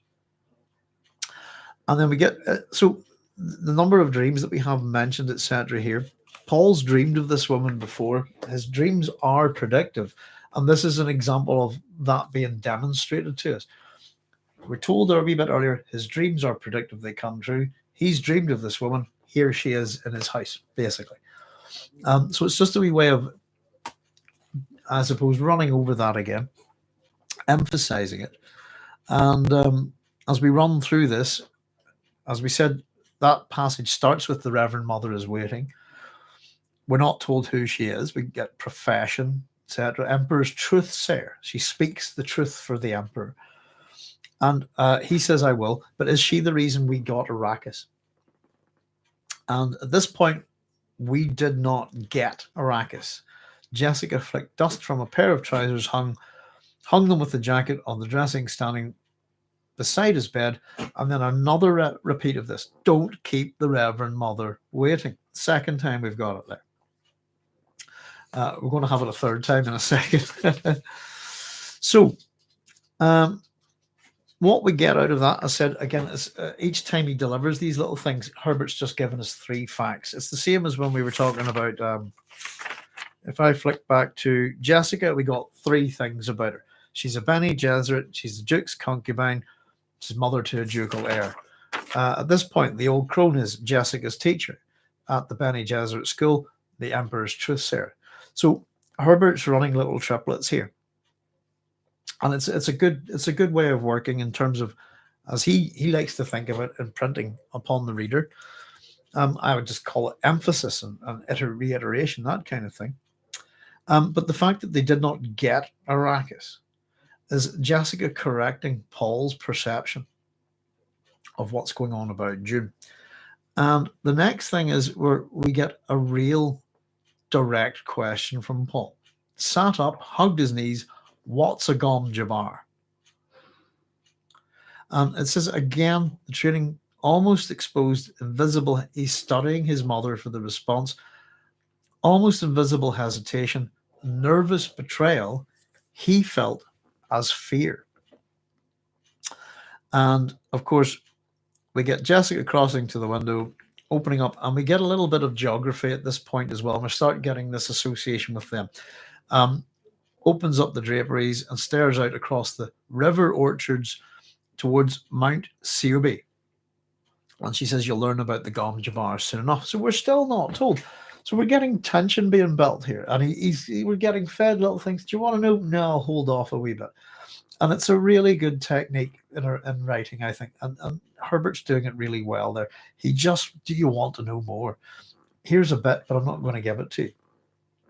You know, China's saying that was in the collective stories of Frank Herbert. I've got a couple of those actually, but a bunch of them. But I tend to be very bad. We've got the works of Frank Herbert, the book of Frank Herbert.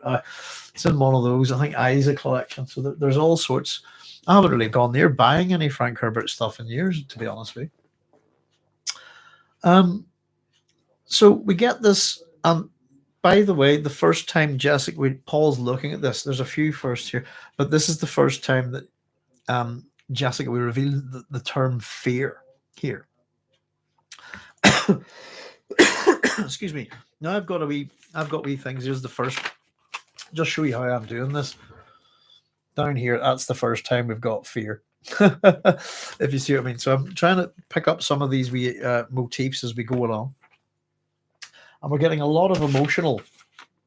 We're getting emotion dumped on a certain motifs, if you like, certain use of terminology and words. And I suppose it's all new to us, a lot of it. It's meant to be intriguing and colour me intrigued, if you like. We want to know a little bit more. This is also the first we get a bit of geography about Caledon. And Paul's wondering about his mother's fear. Now, immediately after this, we're told for the third time, in a very short time, guess who's waiting? Reverend Mother is waiting in my morning room. Please hurry. So each of these things that Herbert's doing, he's reinforcing them 1, 2, 3 times, and he keeps doing this. And you'll see a little bit later as we go along that he'll do this 3 and then throw in another one as well, just to punch it home, if you like. So this constant, and it helps build the tension. The old woman's waiting. What's this? The old woman's waiting. She doesn't answer. What's this? So the old woman's waiting. We're not kind of getting all the answers we want. We're getting a few lessons on how things work. We're getting a little bit of ideas about the planet and what's going on. But otherwise, we don't know. But at this point, then it's time to introduce her. So this woman with metallic teeth, this, excuse me, witch shadow. I should drink a wee bit more, shouldn't I? Just for my throat. And of course, we find out the crone, the old woman, is finally named. She's Gaius Helen Mohiam. Now, the name again is loaded, and I'm not too sure about the etymology of Mohiam. So maybe somebody could help me out with that. But let's take Gaius first of all. So we have another gender inversion. Gaius, the obvious one would be Gaius Julius. I'll say it, Gaius Julius Caesar, or Gaius Julius Caesar, as I would say. Gaius is the first name of Caesar, and it's quite a common Roman name, and is suggestive of, and it's a man's name. So we have a female character with a male name at the first point, and this is a commonly done thing. Leto, by the way, is a woman's name. You'll see Paul's father's called Leto. It's the name of a Greek goddess. So we have gender inversions within the name, which actually Herbert does an awful lot of this stuff, which kind of makes you wonder to question about why there are gender inversions in the film that are not the ones that Frank put in. The one that's really bad, of course, is Liet Kind. It does more damage to the story than anything. So we finally find out about, of course, her middle name is Helen. And that would be suggestive as well, guys. Helen of Troy, Helen of Sparta, depending on how you want to put it. Gaius Helen Mohiam's right here at the beginning. And if we actually think about the story,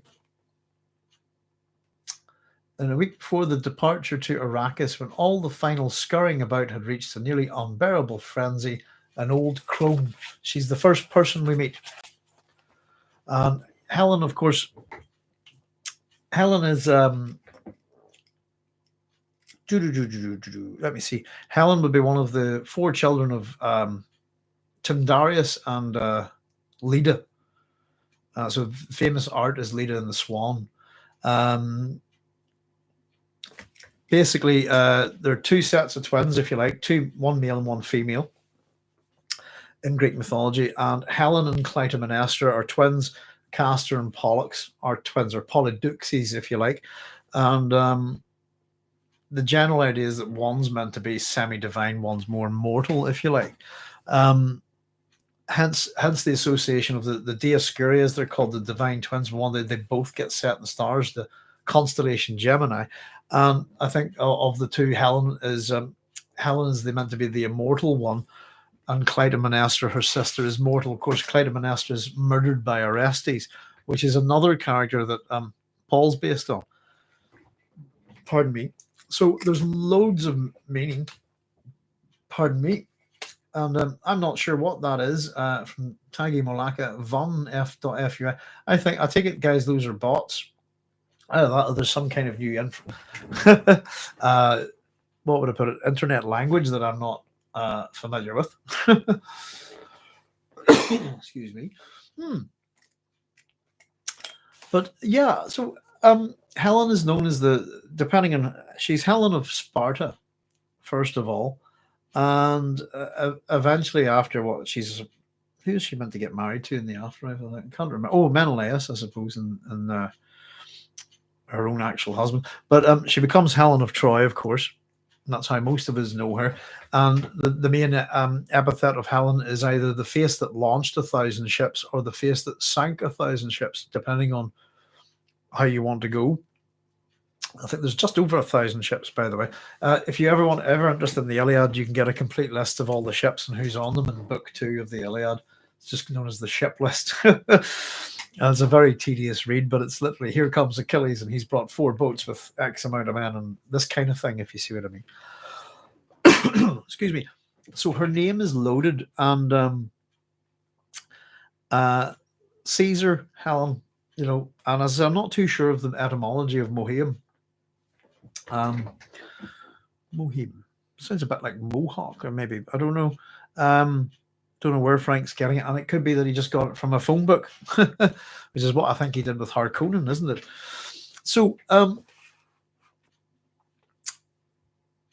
let's see. This scene coming up is framed for us in a way, and we get it's the description. She sits in a tapestried chair, watching mother and son approach. Windows on either side of her, overlooking the curving southern bend of the river and the green farmlands of the Atreides family holding.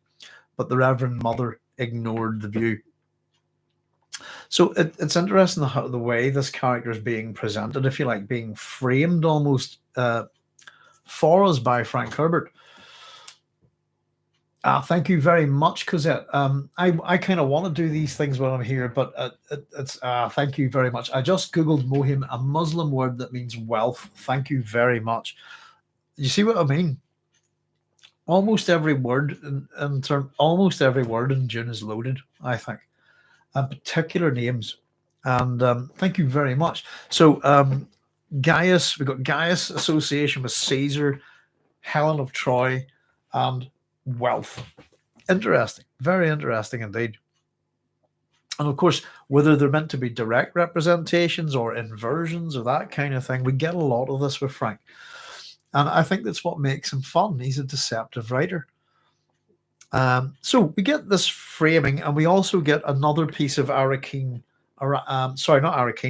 Caledon's geography. Again, within this little section, and it's rivers, green farmlands. Again, we're getting this picture of Caledon as we go. And again, we find out a few things about her. And I think, by the way, I just said, I think Gaius Helen Mohim is one of my favorite characters in the Dune series, and a sadly underused character. And I think really, in terms of how she's set up. And of course, we see her again later. But I don't want to spoil anything for anybody, but her ending in another book, I think it was a bit disingenuous. I didn't like it. And maybe it's just the way it is, but she's an extremely good character. And I think the way Frank introduces Dune and her to us, I think is fantastic. So she's feeling her age. She's feeling a little bit petulant. We get a little bit of insight into her. She blames this on space travel, which doesn't seem to disagree with her, and the association with the Spacing Guild. So this little framework of Gaius Helen Mohim is bringing us more information. We're starting to get a picture of the whole Dune universe. She's here on a mission, and she's a Bene Gesserit with the sight. So we're starting to find out a little bit more about her. Excuse me. And it says, even her rank as the Emperor's truthsayer doesn't release her from her responsibilities.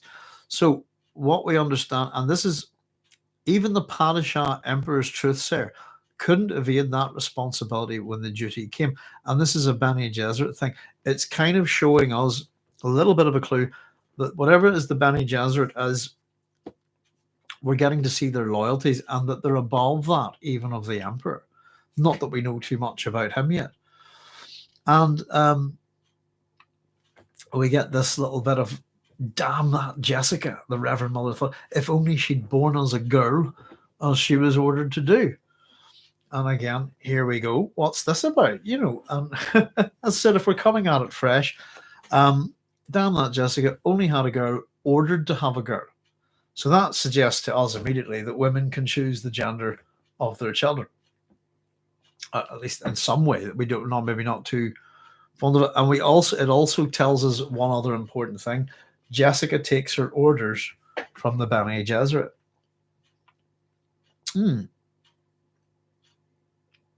Interesting. Now, the next wee bit is about Paul, and we're starting to get a wee bit about his character. And it's all to do with his little boy. And it's described as, is it nuanced? Let me see. Where are we? The nuances of Paul's greeting were not lost on the Reverend Mother. He gives her a bow that's short, that his dancing master has taught him, and it's used when you're not sure of someone's station. That's it. Again, we'll know later on that's kind of to do with the Pfeiffer-like system, but he doesn't know what this woman is. And we have to assume that Paul's had quite a sheltered life.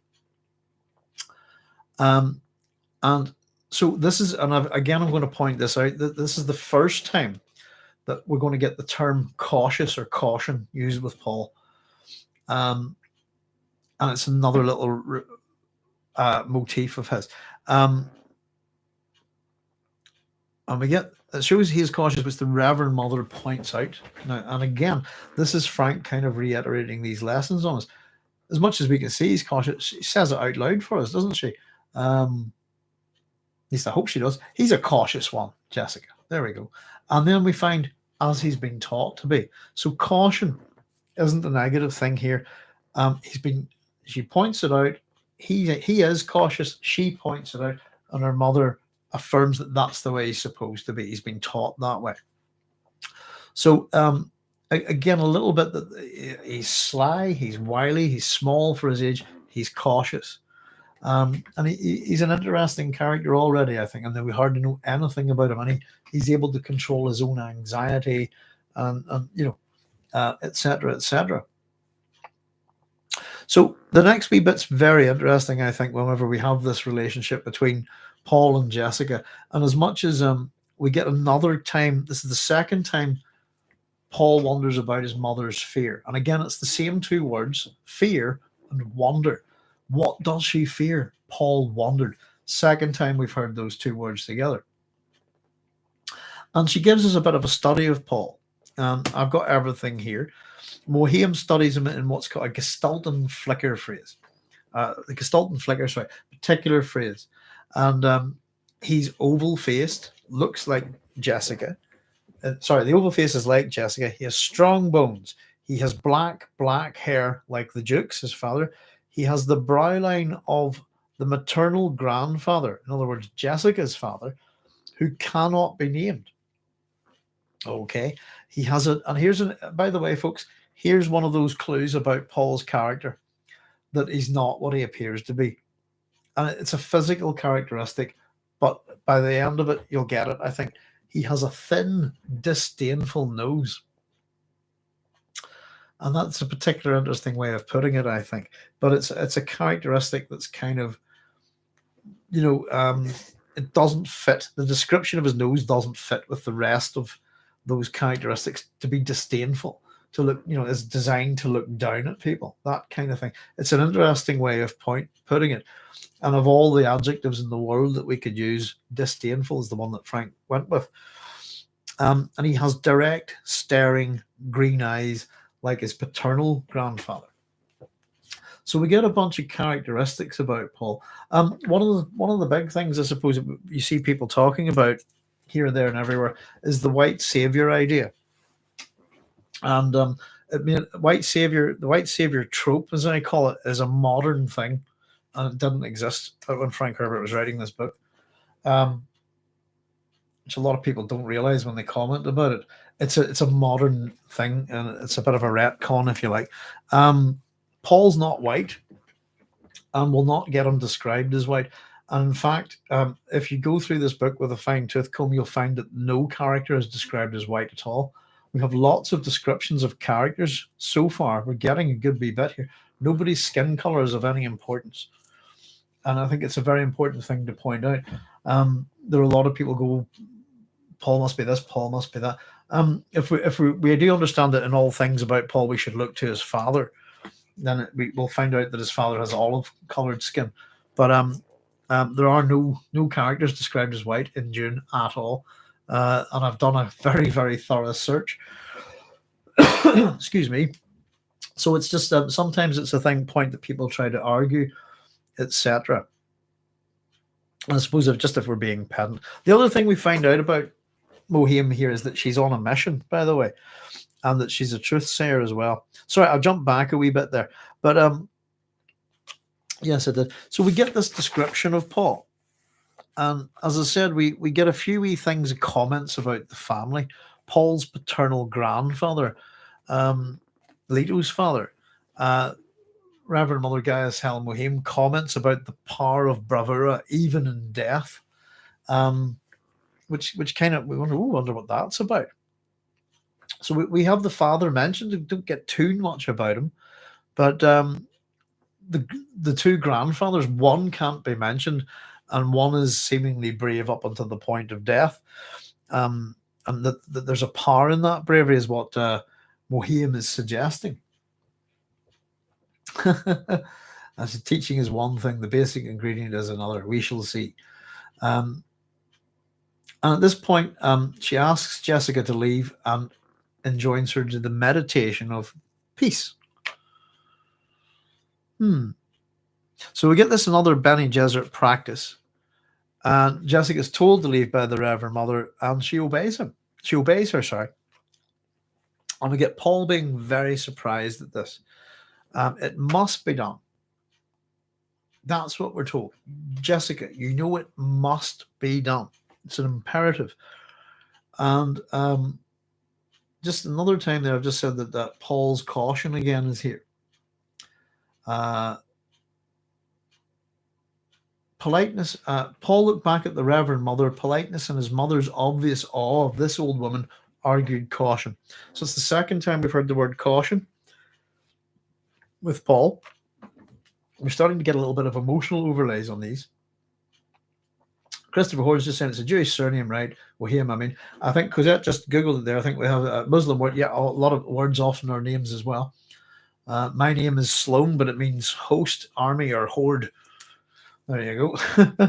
But it could well be, Christopher. We were just having a wee conversation earlier that I wasn't too sure of the etymology of it.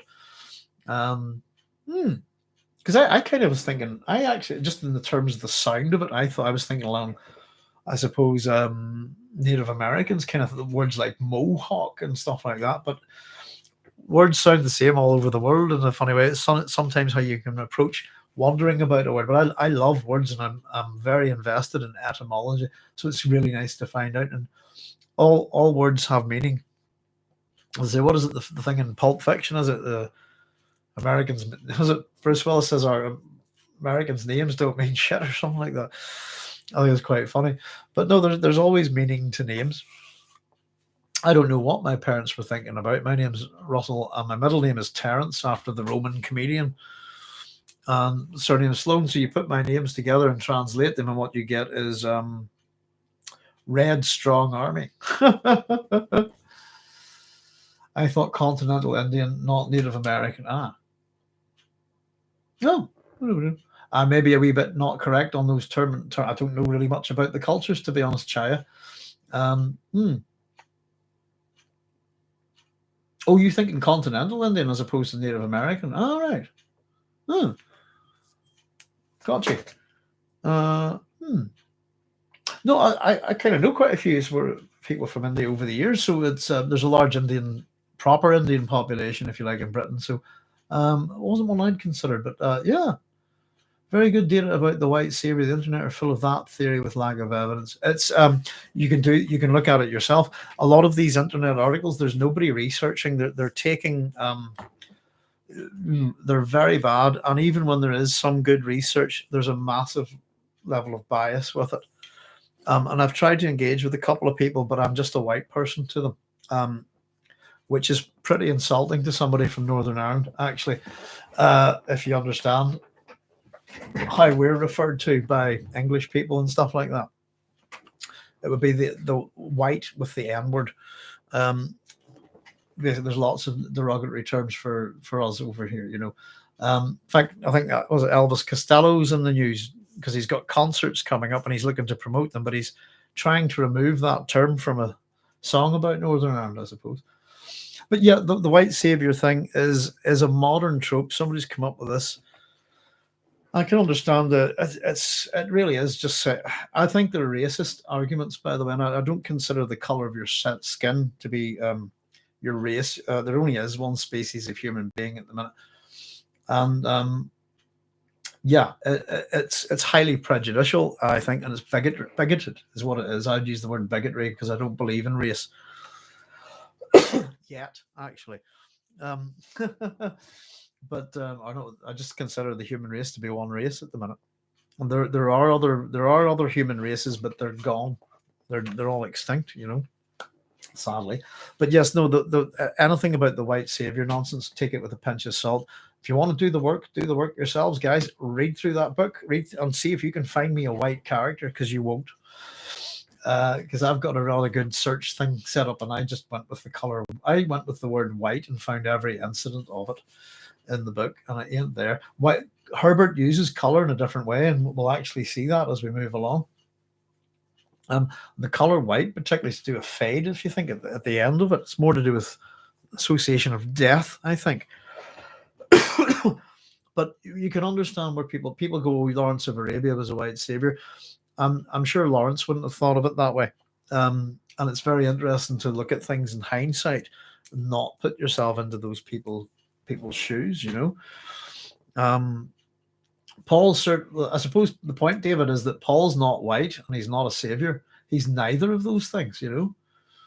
Don't redheads usually have fair skin? I do. I'm a redhead, can't you? Dear. Chaya, my hair is faded because I've gotten old, but I have bright red hair. I'm a copper colored hair. And yes, we have what I call, we're not white, we're pale. You can probably, if put it this way, if you stand me next to a white person, Chaya, you'd see how not, how white, I suppose, how on white I am. I suppose I'm a lot paler. But yes, and we don't get redheads are usually fair skin and freckles. I'm a redhead, believe it or not. But I used to have lots of long red hair once upon a time. But my hair is kind of faded and I keep it short, so you can't really tell. But I don't know if the eyebrows, I'd probably look a bit more blonde. But yeah, I'm not allowed in the sun. I'd burn in a second, go up like a vampire. As much as I love the sun, I have to say. So we get this caution again with Paul, and we're about to get. This is where we're going to tear into the Gom Jabbar. We get it. Paul is holding his anger in check, and the interesting thing is that as Jessica's leaving, she's reminding Paul that he's a duke's son, that he should behave like one. China says, my mum's a redhead, but I've only got the freckles. Well, the freckles come out in the sun, I suppose. I've got plenty of them. But I say again, I'm not pale. But if you put the sun on me, then vumph. Saying that, we haven't seen much of the sun here. But interestingly, the red-headed gene, you'll find it in China and stuff like that. It's a recessive gene, isn't it? But it's very common in Ireland and Scotland and the Scandinavian countries. But I think that's about it. I think then it's just pretty much quite uncommon. But the red hair, the fieriness, and all that, it's generally considered a bit of an Irish thing, I think, isn't it? So the interesting thing, I suppose, at this point, I think, is that Paul says that Paul's quite not too happy about this. Let me see here, 58. Where are we?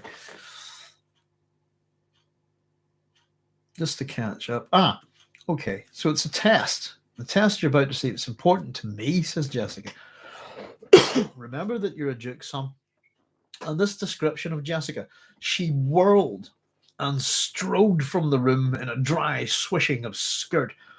The door closes solidly behind her. All powerful movements, and that she whirled. She doesn't walk it, she strides out. And the door itself closes solidly behind her. It's a good I think there's a little hint of her character there. Just assume Jessica was light-skinned because she had bronze hair. Well, that's the thing. I suppose we can make those assumptions. And a lot of people do make some assumptions about certain characters based on the color of certain things or etc. So, yeah, you would assume that. But it's not necessarily set in stone or guaranteed. There's always an exception to the rule. and there's such a variety of human beings out there.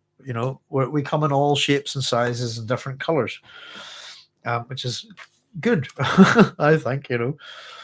Mm. So we find out that Paul's holding his anger in check. We've had fear mentioned, or then with anger. This term comes up, which I think is quite important. Have I written the wrong footnote? There it is. Paul says, does one dismiss the lady Jessica as though she was a serving wench? And the word wench there, I think, is it's a bit derogatory, I suppose, but we're in a kind of futuristic medieval, well, it's not medieval, but you mean futuristic retarded atavistic society. And rather than sort of go, I wouldn't refer to your mother as a wench, I think it's quite interesting that Gaius Helen Mohim says, your Lady Jessica was my serving wench for 14 years at school, and a good one too. Now come here. So again, it kind of dismisses Paul's perceptions a bit. Jessica's already done this once with when Paul says, is it because of this that we got Dune? And she tells him we didn't get anything. And he's going, do you dismiss my mother like a common wench? And I think it's quite interesting that Mohim's reply is, she was a common wench. So the term wench tends to be a wee bit more, suggestive than, say, a serving girl or something like that. I think. And it's quite an old-fashioned word, isn't it? I reckon if I called a woman a wench, I get a good smack in the face these days, and I would thoroughly deserve it, So it's an interesting little point. And then we get this, come here now, and it's the beginning of the voice. Now you come here, and it's a command, and this is where we start to find out a little bit more about this old woman and her powers. It's an order, and the command, it says, the command whipped out at him, and he's aware of what's going on, using the voice on me. And this is the first time we hear about this thing. What is the voice? And he stopped at her gesture, standing beside her knees. And out we get this. Out comes the box. And we're told that the Gom Jabbar is not the box. Gom Jabbar is the little needle. It's a green box, 15 centimeters cubed. One side is open. It's black. It's oddly frightening. Pardon me. And no light penetrates the box. And at this point, we get this sense of threat. And again, all of this is coming. We're only a couple of pages into the first chapter, and he's wanted to know what this Gom Jabbar is. He's about to find out. And this is interesting. I think it's one of those things that I hadn't thought about for a while. And then just having a look at this the other day, it's the description of putting his hand into the box. And it says, as much as he's compelled to do it, he says he first felt a sense of cold as the blackness closed around his hand. Then slick metal fingers against his fingers, and a prickling as though his hand were asleep. And I just thought that was very interesting. And of course, we've got the third time we're mentioned about these bright eyes of the Reverend Mohim. She's a predatory look filled the old woman's features. And I just thought it was very interesting that it's a when he puts his hand in the box, what is the box? Where does it come from? And I just assumed there's something metal in there, and it's suggestion that something mechanical. And it's possible in my own mind that I was thinking that this is like an early prototype of a no room or a no globe or something like that. I don't know, but my own idea is that something metal in there, or that he feels something metal. So it just got me wondering about the box itself again. We get the bird bright eyes of Gaius Helen Mohim. And again, I think I was telling you, it's suggestive of a couple of goddesses, maybe from Greek mythology, but it's also suggestive of an owl. And in fact, the owl is associated with Athena, which is a bird of prey. And again, we've had the red hawk earlier. And it says she lifted her a predatory look. She lifted her hand away from the box, poised the hand close to the side of Paul's neck. He saw a glint of metal there and started towards it. And that's the needle. Stop. And she's using the voice again. Now, so it was just the slick metal against this thing. It got me thinking. I wonder, is this a machine made by X?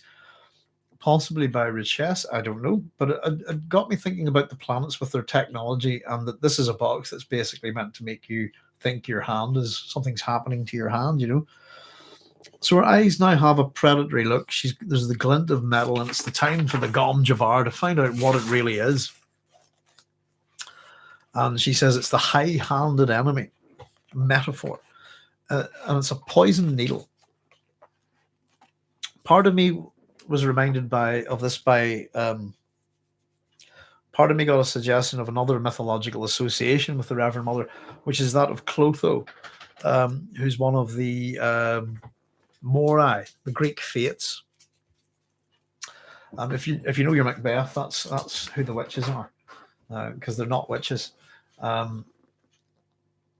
we go. The female of the species is more deadly than the male. Yes, in fact.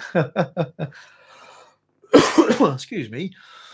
So I just love the descriptions of the Reverend Mother here, and all that. Her glistening eyes, her pale gums around her, silvery metal teeth, and particularly in the David Lynch version, I think, apart from the baldness, I think, but because if we had her spider web hair, I think it would have been pretty good. I was wondered about the metallic teeth.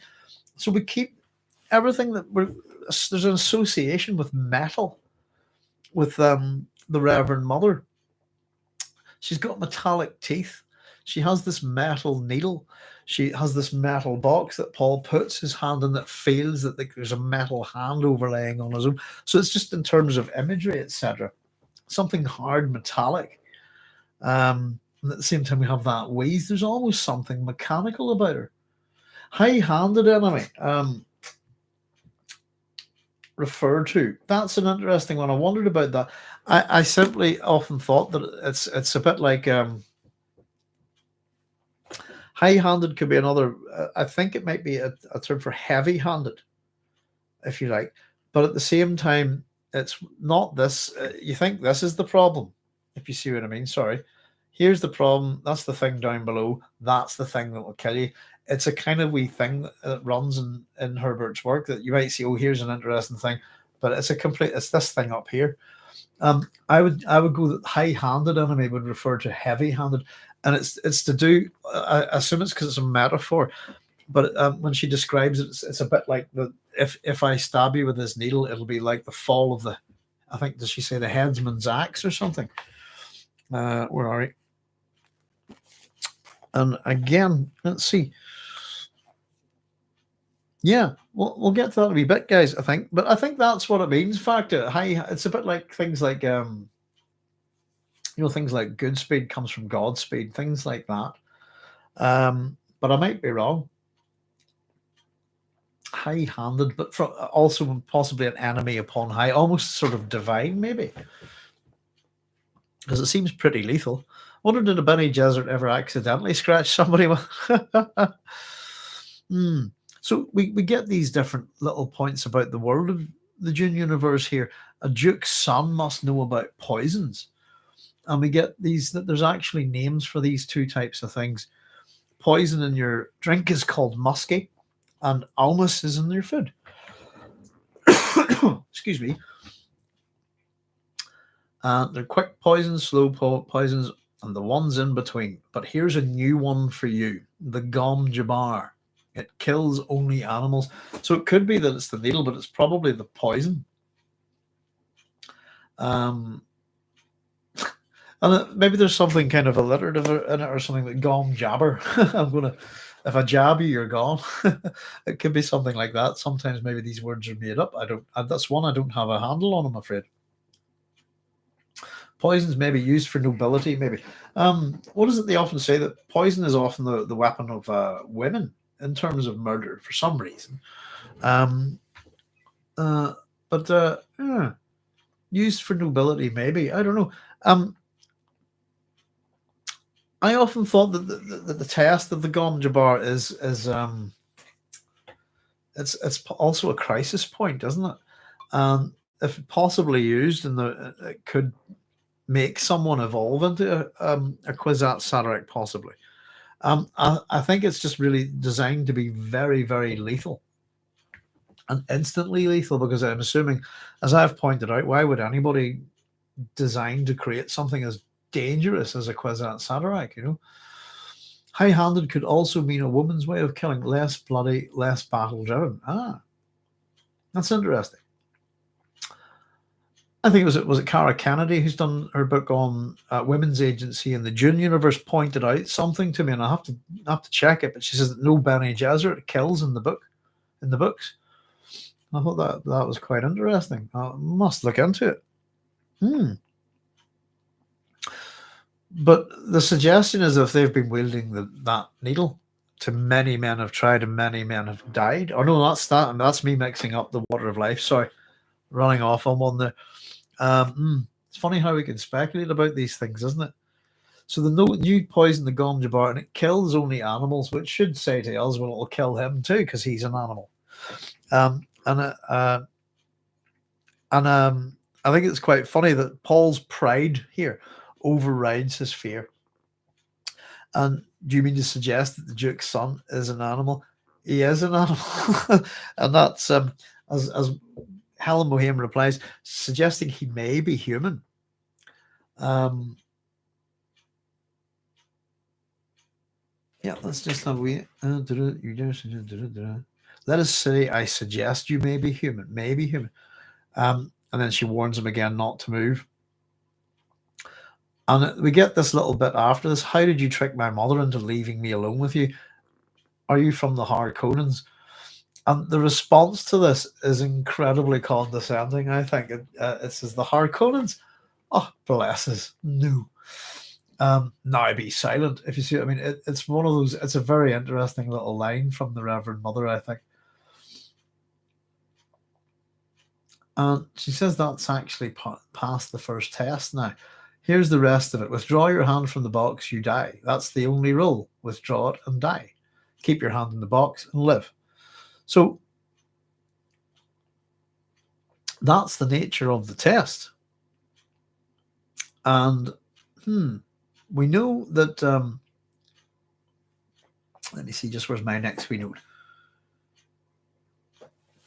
Paul thinks, if I call out, everyone's going to run to my help, etc. And we get this, we find out that it actually his mother's guarding the door to prevent such a thing from happening. And all of this must really make Paul reevaluate his mother, I think. For someone who studies his mother, I think he'd be quite concerned at this point. What's going on here? Later on, we get the line in the book, my mother is my enemy. Oh, what have we got here? The fact it says, the Bene Gesserit don't need to directly kill, they manipulate people and their situations. Correct. Avar is in Hebrew is a root meaning soar above protectively. V and B are very interesting. Soar above protectively. Excellent. Thank you very much for that, child. Almost is like chuckus, popular Mideast food made from chickpeas. Yeah. I always like chuckus. Hummus. Do you like the chickpea hummus? That's right. Yeah. He gets these. I have to wonder where Herbert actually did get a lot of these things. I know he's used kind of phone books and stuff like that for some names. And I suppose it's interesting. I don't know. Not that I've seen a phone book over here, but there must be such a vast cultural range of surnames in the average American phone book, if you have such a thing anymore. America being such a sort of cultural melting pot, if you know what I mean.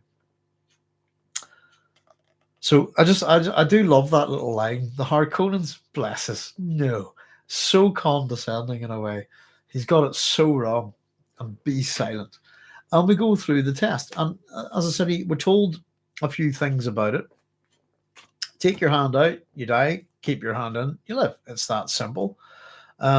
Paul's mother guards the door against rescue. And we also, the guy, Helen Moham, is not even remotely bothered by the threat of anybody piling in the sword. If he shouts out, he'll be dead, and she doesn't care. which is interesting. So there's more to this old woman than meets the eye. Even now that we know that she's her reverence, the Reverend Mother, she's a Bene Gesserit. Very impressive for an old woman. Regardless of this Duke has guards, he's masters of assassins, all of this thing in a castle. And she's walked through every single defense that is included, ever designed to protect this boy from anything. She's just walked right into his room. And Dune has a bit of a nature like that, I suppose, that it's often very simple things that bring about, the fall of the mighty, this kind of thing.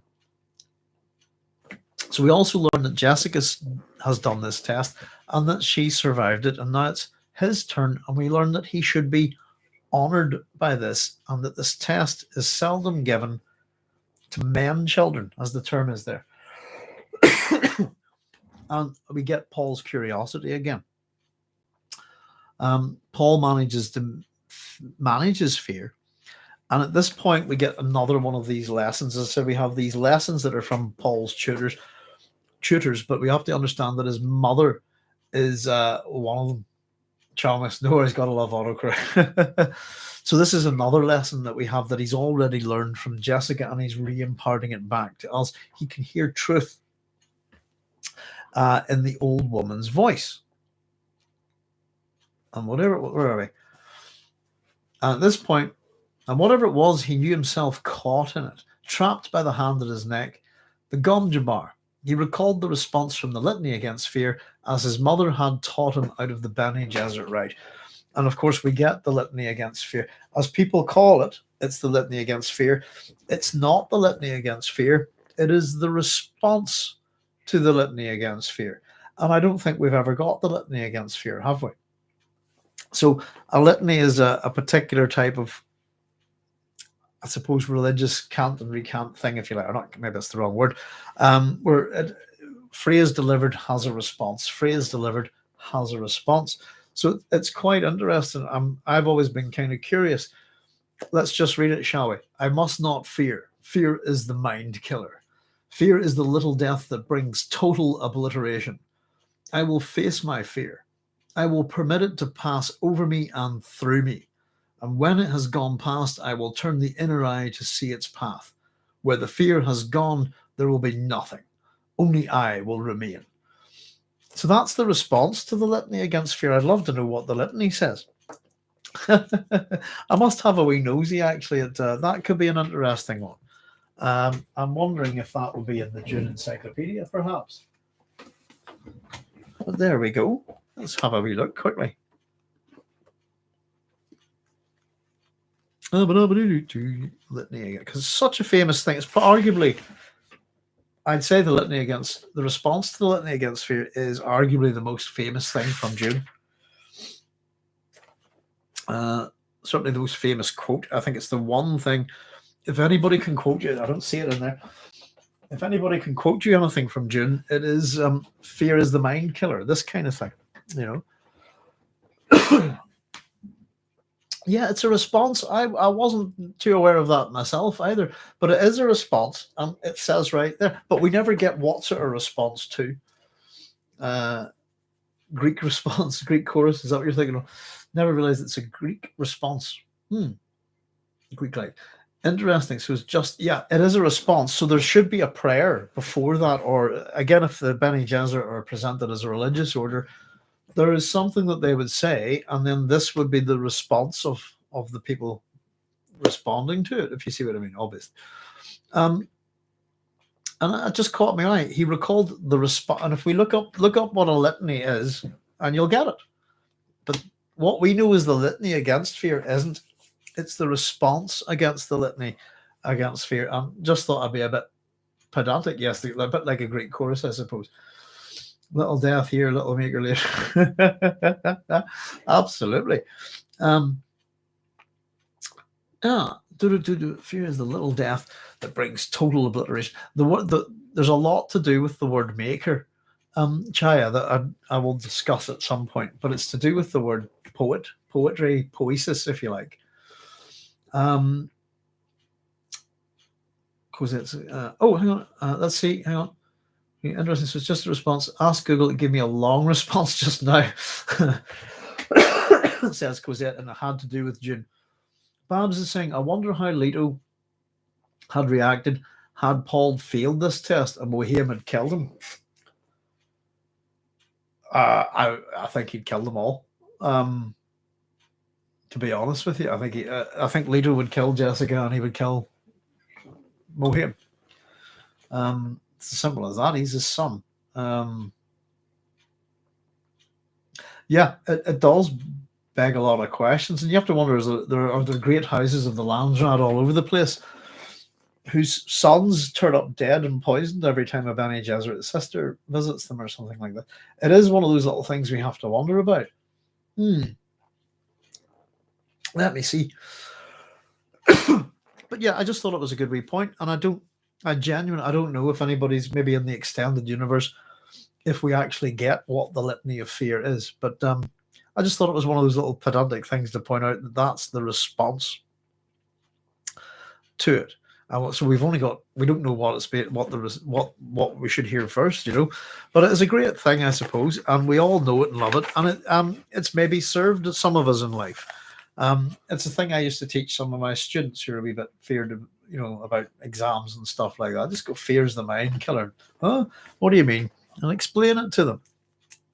Fear is also a very useful evolutionary trait that can keep you alive, as opposed to a lack of fear.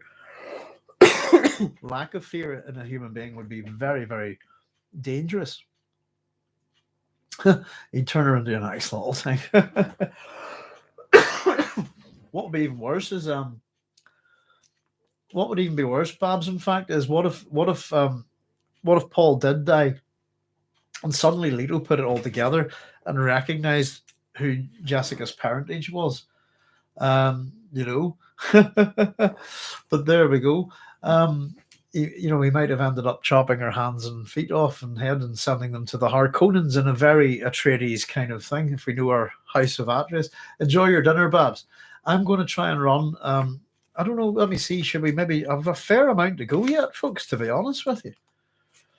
But I suppose the idea is to try and do a chapter at a time. But we'll push on a wee bit. I'll try and aim to wrap up by about 12. So hopefully that's another half hour. We should get through the first chapter okay. We're doing rightly, I think. I said at this point we get a lot of emotions being delivered to us, and the death so swift of the Gom Jabbar is a headman. I've just got here on who was asking me about it, the high-handed enemy. Headman's axe simile is the thing we're given here. Pardon me.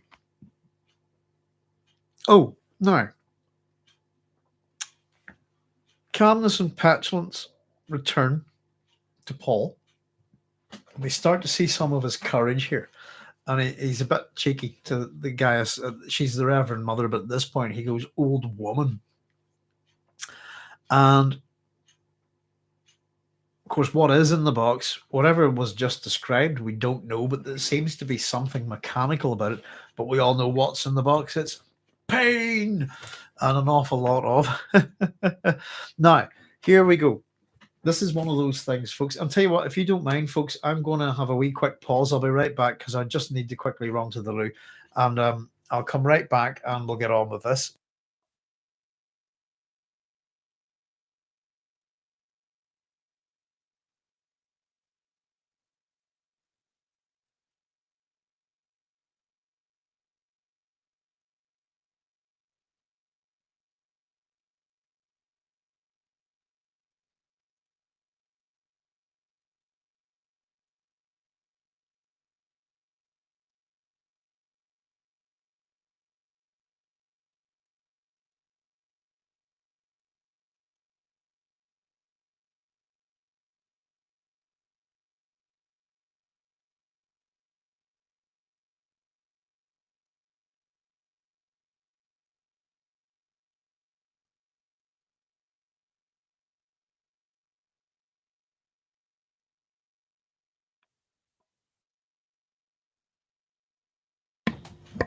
There we go. Sorry about that, folks.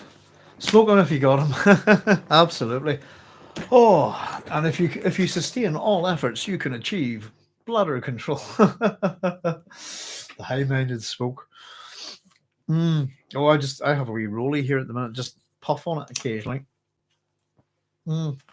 Trying to give up smoking, but do enjoy it, I have to say. Let's see. The phrase derives. Here we go. The high-minded smoke. The phrase derives from William Shakespeare's Julius Caesar. A coward dies 1,000 times before his death, but the valiant taste of death but once. Excellent. Cosette says, I'm just loving this. I read these books 30 years ago and I still remember so much. Yeah, I'm like that, Cosette. It's sometimes I think my memory's appalling, to be honest, but it's actually pretty good. And I do a lot of this from memory. For me, doing this work was 12 years ago. So I started it in 2006. So it's been a long time. So I just picked up a new copy of the book. I've been asked to do this. And I thought, why not? It's a good thing. And everybody's got a different perspective on it. And I didn't really know how to go about it. So I just thought, annotate the crap out of it and we'll just proceed and see what we can find out and have a bit of a natter. And it's really good because as much as there's stuff that I can find out and so on, you guys doing a wee bit of work there. Oh, I found this, like David there. It's absolutely brilliant. It really does. I'm actually somebody who worked at this alone, completely alone for a long, long time, for years, and no interaction with other students in a similar way at all, because nobody's, it's just a very odd subject to do back then. And I'm a bit of an odd person anyway. So it is really nice to kind of share this and interact with people who love it, because I always considered a bit of an oddball for doing this. And I remember being laughed at by a PhD student who told me he was going to cure cancer in 3 years, and what the hell was I doing? And I remember laughing at him, telling him that, well, I'll have a PhD in 3 years, but you won't have cured cancer, But yeah, so I'm glad you're enjoying it, folks. Not really too sure, as I said, but it's there's an awful lot to get through and talk about. Clearly, Herbert had read and was influenced by Heidegger, being in time in the late 1960s Santa Barra area. Has anyone noticed the Dune era Heidegger influence? Very good. I'd have to look into that a wee bit more, but I certainly will. There's so many influences. This is the thing, Donald, and thanks for joining us. Because there's see, I'm not too interested in modern philosophers. My head's buried in the ancient world. Let me see. I'm trying to think. There's so much that Herbert borrows from that it's almost to get a complete understanding of this book, you really could do with a little circle of people from all over the world who speak different languages, from different cultures, have different religions. It makes for much more better understanding, because it's such a hodgepodge. It really is Dune is a wee cultural melting pot in itself, I think. Joseph Smith says, my connection keeps fluttering in and out. I will catch back up after the broadcast when I get back. No worries, Joseph. I get a few wee problems with YouTube myself sometimes when we get the broadcast dropped. Anytime that happens, we just try and pop on again. And if not, then we'll try the next day, So here's another wee thing that we know that pain's in the box. And this is another one of these things that's not true, I'm afraid. But just very quickly, that we were talking about the high-handed enemy, the metaphor of it, you will feel pain. How the Reverend Mother describes the Gom Jabbar's poison, the death's so swift, it's like the fall of the headman's axe. Withdraw your hand and the Gom Jabbar takes you. Understand? So here we go. Here's the bit, and it says, now, you may not be aware of this one, but Gaius Helmohim says, you've heard of animals chewing off a leg to escape a trap. There is an animal kind of trick. A human would remain in the trap, endure the pain, feigning death that he might kill the trapper and remove a threat to his kind. Now, just to let you know, not all animals do that. And there are animals, and if you go looking for this, I found it a wee while back. There is scientific research, animals do wait in a trap to take out the person that set it. And it's as simple as that. It's not a very common thing, but there are animals that will do it, and they're you're more intelligent animals. So it's one of those things that it's often what an animal would do. It's a very particular thing, and it's a recurring kind of motif. You might kill the trapper to remain, and by the way, this is how do I put it? Yeah, I've said that animals, my wee note here is animals have done this. Humans are, and humans are animals. Once again, if we actually take what's said here, a human would remain in the trap, endure the pain, fearing death, so that he might kill the trapper and remove the threat. You can take all of that and apply it to Arrakis. Paul could remain on Arrakis, endure what's going on, feign his death. They think he's dead. Kill the trapper and remove the threat. So this metaphor that the old woman's using is actually will apply to the actual whole plot of Dune, in a sense. And I just thought it was kind of interesting. And of course, he asks her, he's why are you doing this? To determine if you're human. And then she tells him to shut up, be silent. And we start to get this description of the box itself. And of course, the one we think we have this, remember we were talking about our triplets here. We have heat upon heat upon heat. And this is one of those ones I mentioned to you earlier, upon heat. Excuse me. So real emphasis, and he does this a lot. It's one of his little stylizations. That was a pretty deep statement. What was what was that one, Cosette? Maybe in this context, high-handed enemy means one so powerful that it strikes is unavoidable, death from above. That's kind of what I thought, that it was the headsman, that was a kind of an instant death. You're dead before you know it, kind of thing. Lie in wait to remove a threat to is kind of exactly what Paul chooses not to do later. Well, he does it for a wee while, but when the time is right, yes, it's time to hunt them out and bring them out, isn't it? Well, it's not so much that they think he's dead, I suppose, but I think it's there's a wee bit of a there's motifs that keep going on, and we're going to find this out is that we get a lot of repetitive motifs within Dune, a lot of repetition of themes, repetition of action, and even repetition of words and deeds, I suppose. And that's not just in his writing; it's actually in the narrative itself, I suppose. And I think we pointed out a wee bit earlier, guys, that at the very start that the castle seems to be sweating. And at this point, we get sweat mentioned a couple of times in this chapter, but it's the castle. Caledon seems to be sweating with the weather change. And we get this other little mention of Paul as well. And its sweat stood out on his forehead. Every fiber cried out to withdraw the hand from the burning pit, but the Gom Jabbar. And I just think some of these, this idea of sweat, and we'll have it one more time, by the way. And he goes through this process, and of course it stops, and we have Paul felt his right arm trembling, full sweat bathing his body. And of course we get this little interesting statement from the old woman. She says, Kulwahad, no woman child ever withstood that much. And I think that's an interesting. And then she says, what's really interesting, I must have wanted you to feel. And then, of course, take your hand from the box, young human. And of course, we know that there's no hand. But I think it's really interesting. No, first of all, we've got no woman child. Now, we had the phrase man child mentioned earlier. But no woman child, that's child born of woman, could be suggestive that it's male or female have undergone this test. And we know that for a fact.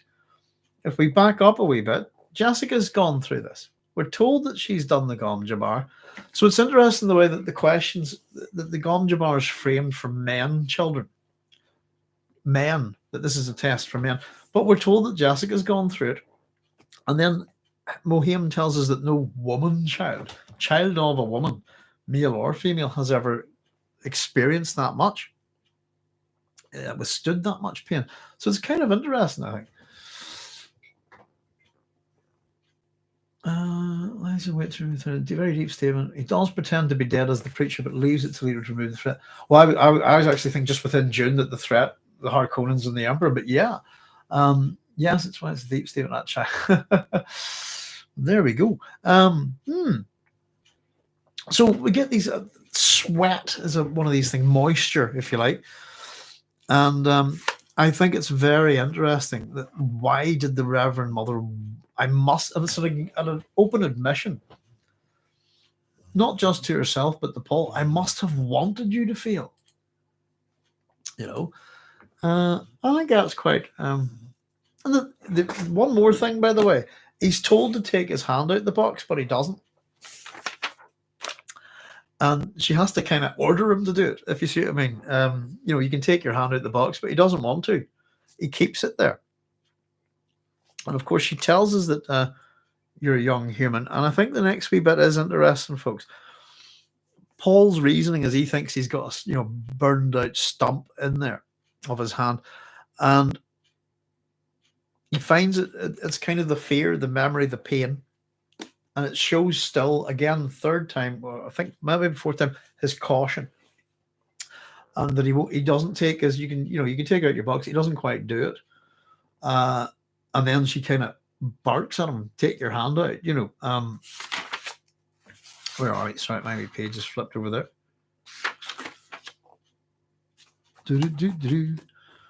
Where are we? And of course, there we are, 87. And she goes, do it. She snaps at him. So he jerks his hand from the box. And of course, we all know there's no harm done, no sign of the agony of the flesh, as it said. He holds up his hand, turns it, flicks the fingers, and we find out that this is pain by nerve induction. And as I said, we were talking about the box. I always think it's quite interesting. This is what got me wondering about the box and the description of the mechanical, almost fingers covering his hand. There are those who'd give a pretty for the secret of this box. And she slips it into the folds of her gown. And it's a mechanical thing. And I often wonder who made it and where does it come from. But I genuinely didn't think it was the thing of the Bene Gesserit in any kind of way. I don't know. There's something about of the no globe about that box, I think. And of course, the thing about it is, I suppose, if you want to talk about what's happening in the box is not the threat. Your hand in the box is just fine. You just don't know that. The real threat's here, not the thing you're focusing all your concentration and pain and all of that. It's not real. It's the Reverend Mother herself, I suppose, is the threat if you really think about it. She's the one wielding the needle, and she's the one that can choose to stick it in his neck. So there we go. Now, in regards to the test, Paul doesn't come out of it undamaged, and I think this is interesting. So the hand that's in the box is his right hand, isn't it? Yes. And to point out a wee bit, it says Paul clenched his left hand into a fist. As the burning sensation increased in the other hand, he ends up hurting himself and causing damage. And I think that's an interesting thing to point out. The damage isn't real. The real threat's in the needle, not the box. But what is the secret of the box? I've put a wee notes here, just scribbling a wee thing. I've gone mechanical, maybe X, maybe richesse. But the real damage to Paul is to his left hand. No damage to the right hand in the box at all. And he's inflicted that pain. And if there's a little bit of symbology to do with these hands. And first of all, if you understand where I'm from, you might maybe look up Northern Ireland and you'll see an awful lot of symbology about hands. Clenched fists, hands, right or left, and they're often blood-colored red. So the red, what's known as the red hand of Ulster. There are two moons around Arrakis. One has the mouse shadow, the other one has a hand. And so there's a mythological overtones to the hand, the fact that he is the hand, was the hand of God, this kind of thing, and so many things. And the fact that he injures this hand himself, I think, is important. And I'm probably not going to figure it out myself until we get a bit further into the book. But there's particularly hands are quite important in Irish mythology, and there is a wee bit of that within Frank's, family and work. And hopefully I'll try and point some of it out to you. I tend to be much better at. I'm not that into my Irish mythology too much. I do enjoy it, but I haven't read it in a long time. It's just that, as you may know, I'm not a big fan of my own country or its people. So I tend to be more immersed in the ancient Greek world and the Roman world, See, I don't. By the way, I don't know much about Heidegger at all. I was assuming he's a philosopher. Let's have a wee catch up with your comments, folks. It could be an interpretation that the preacher orchestrated the context to punish himself and wait for death. Leader has the responsibility to cleanse and organize the new universe. Yeah. Gom Jabbar is a test in the same sense the three temptations is a test of Jesus. The one that runs the world gives the test. The Reverend Mother plays the role of Satan. The temptations of Jesus are not very good, are they? They would have me asking some real hard questions. I have to say, if Herbert is doing Heidegger, there's a lot more meaning to it. I'm going to have to look up Heidegger. I really don't know much about him. Bear with me a wee second, folks. Yeah, philosopher. I knew a little bit. Being in time. Contrast with the subject-object views of rationalist philosophers, at least recognized. And also to approach the question of meaning of being, which Heidegger describes as concern with what makes beings intelligible as beings. He's a member and supporter of the Nazi Party. Lovely guy. Controversy as to the relationship between his philosophy and Nazism. That's just off Wikipedia. Phenomenology, hermeneutics, and existentialism. Okay, so no, there probably is, to be honest.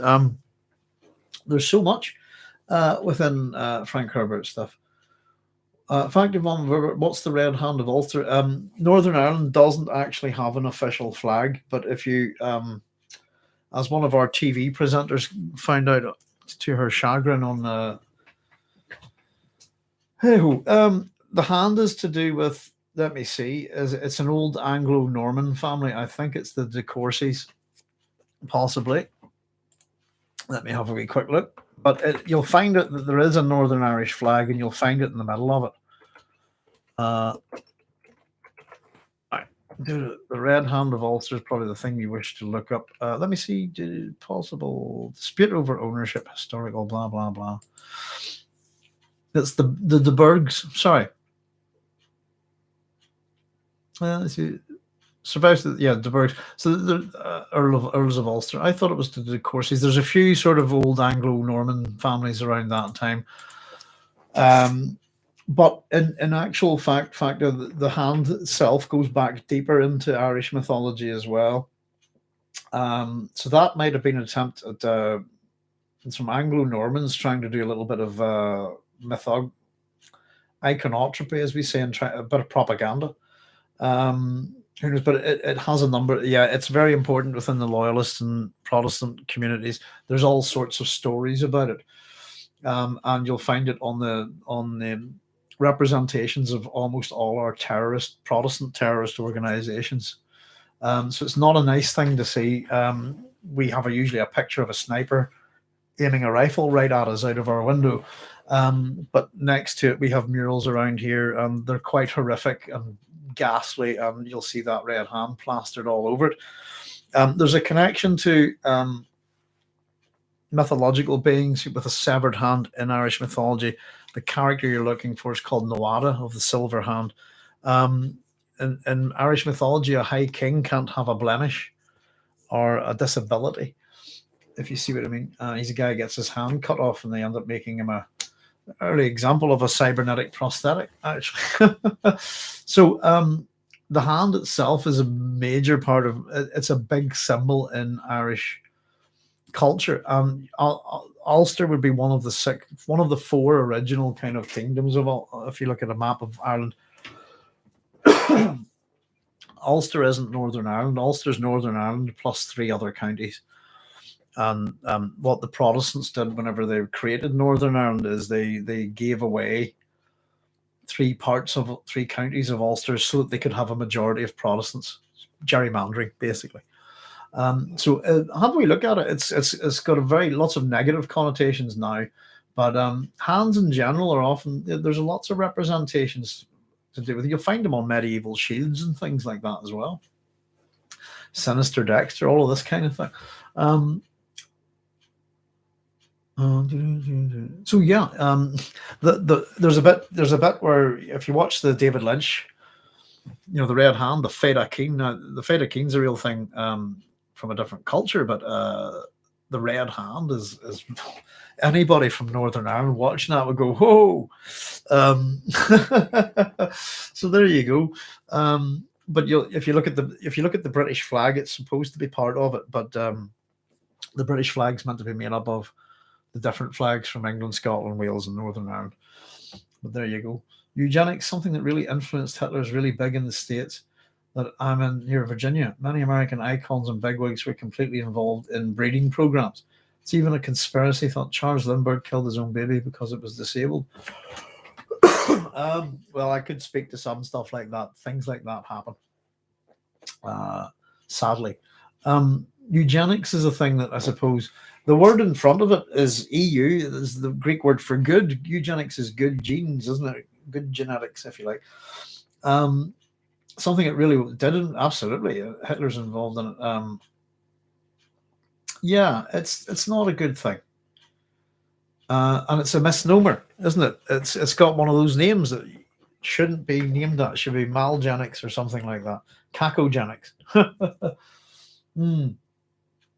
I have a wee story I'll tell you sometime, but we'll push on with this a wee bit. But Lindbergh actually had multiple families in Germany after his child marriage ended. I'm confused, but I get the idea. Not to worry too much about it. It was just the fact that really just the hand is an important symbol. A lot of us focus on the mouse shadow, look at the other moon, and there's stuff to do with it. But hands, symbology, if you like, they do tend to.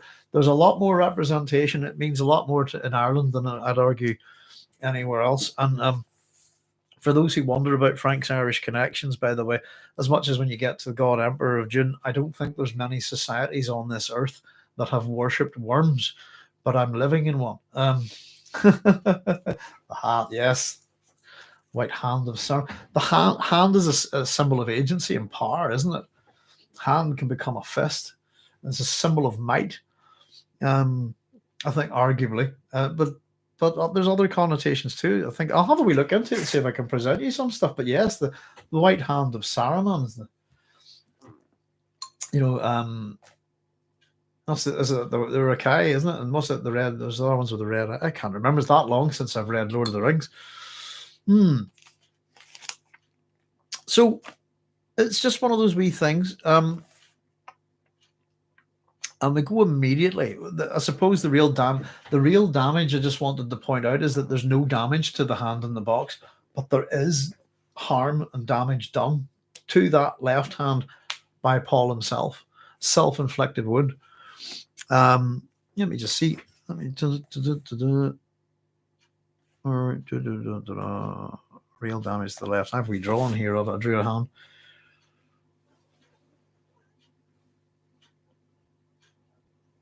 Let me just see.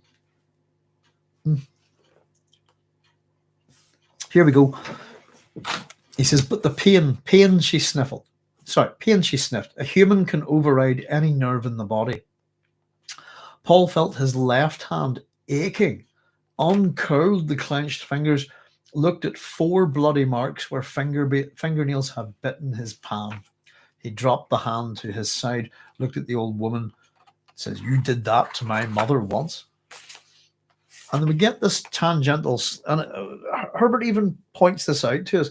We go to this, have you ever sifted sand through a screen thing? And we're told that this is a tangential question, and it pushes Paul into a form of higher awareness, doesn't it? And again, it's a very the tangent. How Frank puts it is the tangential slash of her question shocked his mind into a higher awareness. So she starts with ever sift sand through the screen. We get it repeated again. Sand through the screen. He nodded. We Bene Gesserit sift people to find the humans. And I think it's kind of an interesting wee thing. The metaphor is kind of, straightforward, if you like.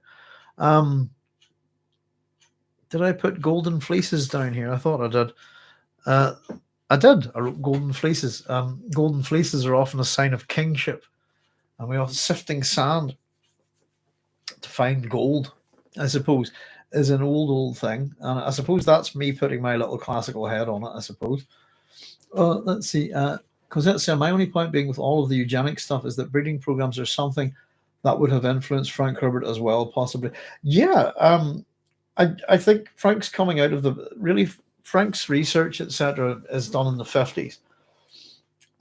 He signed up for World War II, but had an injury. And how can what's happened in World War II not have an impact on pretty much everybody at the time, I think? And breeding programs, the idea of my understanding is that the Mormons have been trying to, if you follow Robert Heinlein's books cover a fair bit about the Mormons trying to breed longevity. And of course, the Nazi Supermen are our masters kind of thing. The idea of the Aryan master man and breed them to the likes of the blonde-haired, Brunhildes, these kind of things. This idea of German purity was complete nonsense. And that's the problem with it. And it was, I suppose, arguably the first culture that really practices this is the Spartans. They the Spartans almost kind of do it twice. So if a baby's disabled in ancient Sparta, it's death by exposure. So basically leave it on a cliff or something, or throw it off a cliff. And that's the term. And then, of course, they put their children through what's called the agoge. The male children through the agoge, which is kick them out around when the age of 8. And if they can survive for a year, they can come back. So yeah, and I suppose a lot of these ideas come from, I don't know, ideas of either race or purity, racial purity, which is such nonsense. And it's eugenics as a bad thing, I think. And I suppose we're heading towards a lot of this stuff, designer babies, this kind of thing. Not good at all. But I would argue that a lot of the World War II stuff, definitely, what happened in World War II would have been a big influence on Herbert. Things like Mengele and stuff like that. In fact, there's a whole cadre of science fiction, that's like that. What have we got there somewhere? There's, is it Ira 11, the boys from Brazil, is a good example of that, I think. Book and film, for anybody who doesn't know it. Ira 11's pretty good. I must do a program on Ira 11. What's he got? The Boys from Brazil, Stepford Wives, Rosemary's Baby. There's a cracking little trio of books for you, by the way. If anybody doesn't know them, check them out. So this tangential question is sifting people to find humans, and we get this other we have this triple separation: animal, people, humans. And of course, she kind of explains the test to him. What's the point of this? And it's observation. I'm observing you in pain. And the test is, of course, we all know this. It's crisis and observation. It's one of those little comments that the Reverend Mother makes. But she points out that pain is the axis of the test. And of course, we know that Paul at this point, he goes, again, we get another sense that he can tell the truth. And we get this odd little response. Of course, it's like this hopeful thing. Previously with the Reverend Mother, I must have wanted him to fail. The kind of, what's the point in doing this? Is she working against him? But then we get these little, is he the one? Could he be? She's aware he senses truth. Could he be the one? And there's always a one, isn't there? And of course, she does this wee little thing. She extinguishes her excitement. So if he is the one, whatever that is, whatever this Kwisatz Haderach thing may be, she's excited about it, but kind of is she working against them? A little bit contradictory. And she puts a little cap on herself, sort of going, hope clouds observation. And then, of course, we find out that she's trying to find out a little bit about Paul, and she determines pretty much that he's a truth sayer. He can speak the truth. And then we get this interesting little statement here. The harmonics of ability, confirmed by repeated tests, were in his voice. Harmonics of ability. There's a certain tone in his voice that if you know how to do something, that confidence is there in your voice, and she can hear it. Perhaps you are the Kwisatz Haderach, and here we get an interesting little bit. We still don't know quite what that means, but where are we? Sit down, little brother, here at my feet. Now that's a manipulation in its entirety, and it's condescending. It's talking down to Paul, and it's an attempt at control, and it's done in a nice way. Little brother. Paul's small. If I was small and she called me little, it's probably the same. I would react the same way that she'd reacted when he called her old, if you see what I mean. And and he won't do it. That's the thing. And I think what Paul says here at this point is really interesting. He gives her a perfectly normal response. I prefer to stand. But she's not letting it go. And she says, your mother sat at my feet once. And there's always something of what we're talking about, maybe mentioning Saruman in Lord of the Rings and how Saruman uses his voice. And I kind of get this sense with the Reverend Mother. And he says, I'm not my mother. In other words, I'm not your serving wench. I think is the implication there. And of course, we get that realization that you hate us a little, eh? So you can't really threaten to kill someone, I think, and be best buddies with them right afterwards. And I think that's Paul's making that, as much as she's trying to undo a little bit of the harm and present herself in a certain way to Paul here, he's not having it. And again, we see him standing up for himself a little bit. And just this mention of hatred as well. We're on the last. We're heading there, so folks. Thank you very much for staying with me throughout all of this. Now, we're not too much more to go, but just in terms of his character, there, and we get Jessica comes back in, and do you remember, by the way, whenever she left the room, we were given such strong terms of how she left. She whirled. She didn't just gently spin or move. She whirled around. She strode out of the place, and the door closed solidly behind her. All of those kind of terms of, I don't know, they're powerful terms. If you see what I mean, hard, tough terms. Whenever she comes back in, I like the way that Frank presents this here. He says that hardness melted from her as she saw Paul, and she managed a faint smile. And it starts to kind of, because if we're reading this, we're kind of wondering what sort of mother walks out of leaves her son in a room with a woman with a poison needle in his neck. There are obvious questions that we should be asking at this point. And pardon me, I'm all burped because I had a beer. But and it's interesting that she puts the question to Jessica to, and I think it's to show empathy. And out of curiosity, do you hate me too? This kind of thing. You hate his little A's, what she says to Paul. But Jessica, have you ever stopped hating me?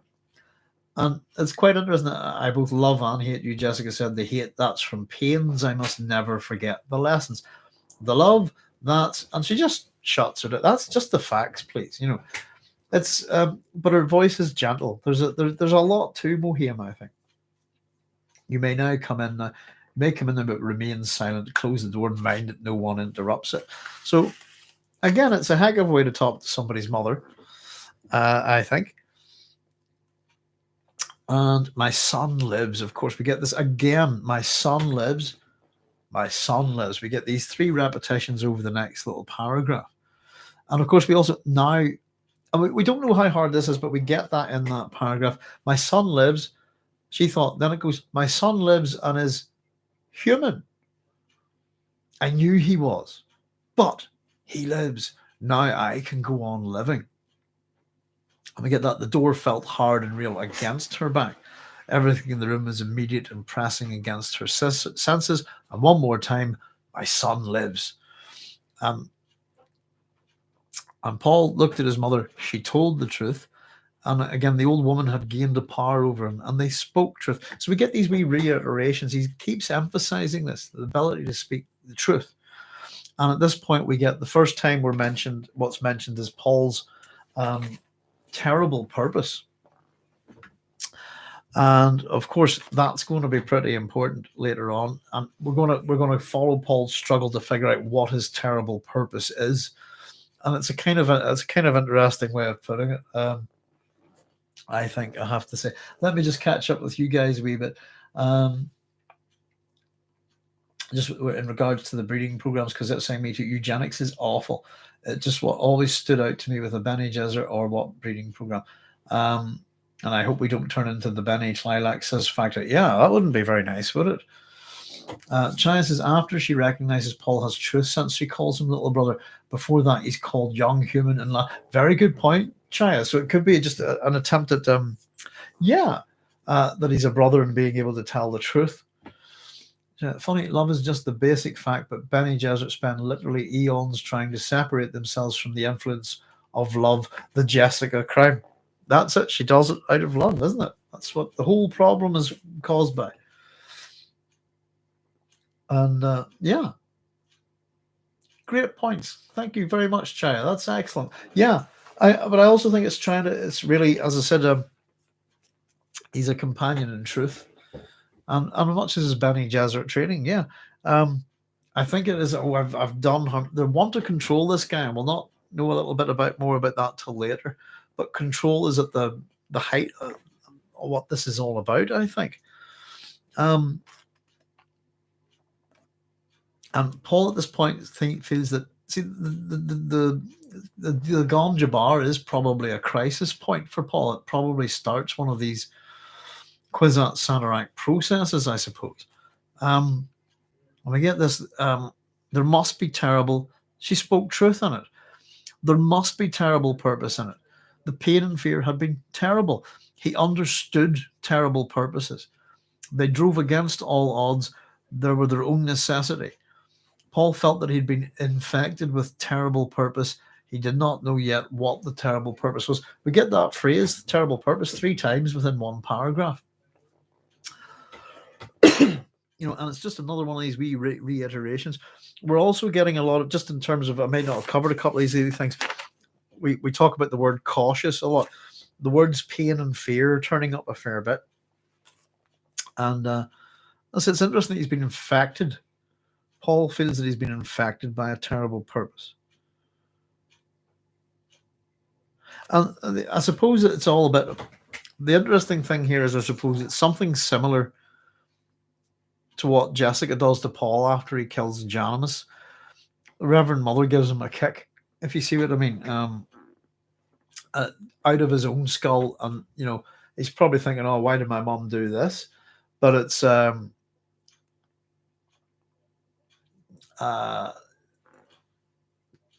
God, what was I thinking there? So I just caught your comment, David, and it just distracted me a wee second.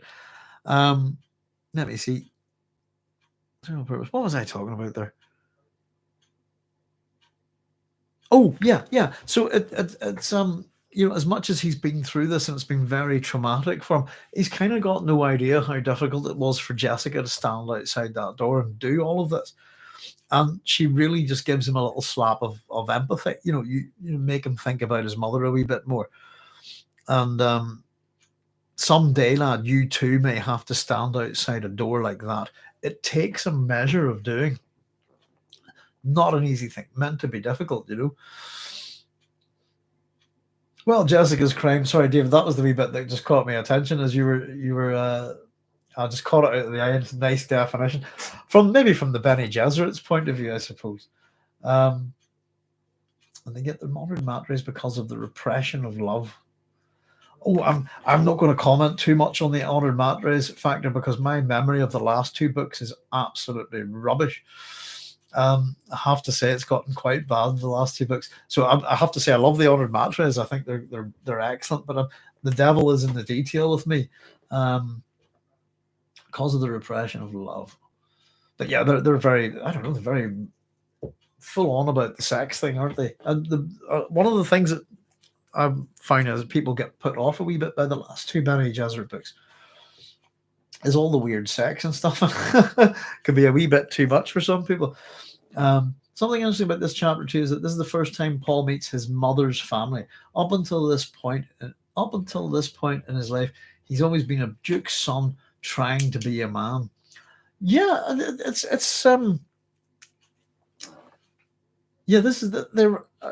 Why does he not know more? And as I said, one of the things that I think is really interesting, if he is the Kwisatz Haderach and a potential Kwisatz Haderach, and you can travel, from any part of the universe with the guild and all of that stuff, that you can just go there.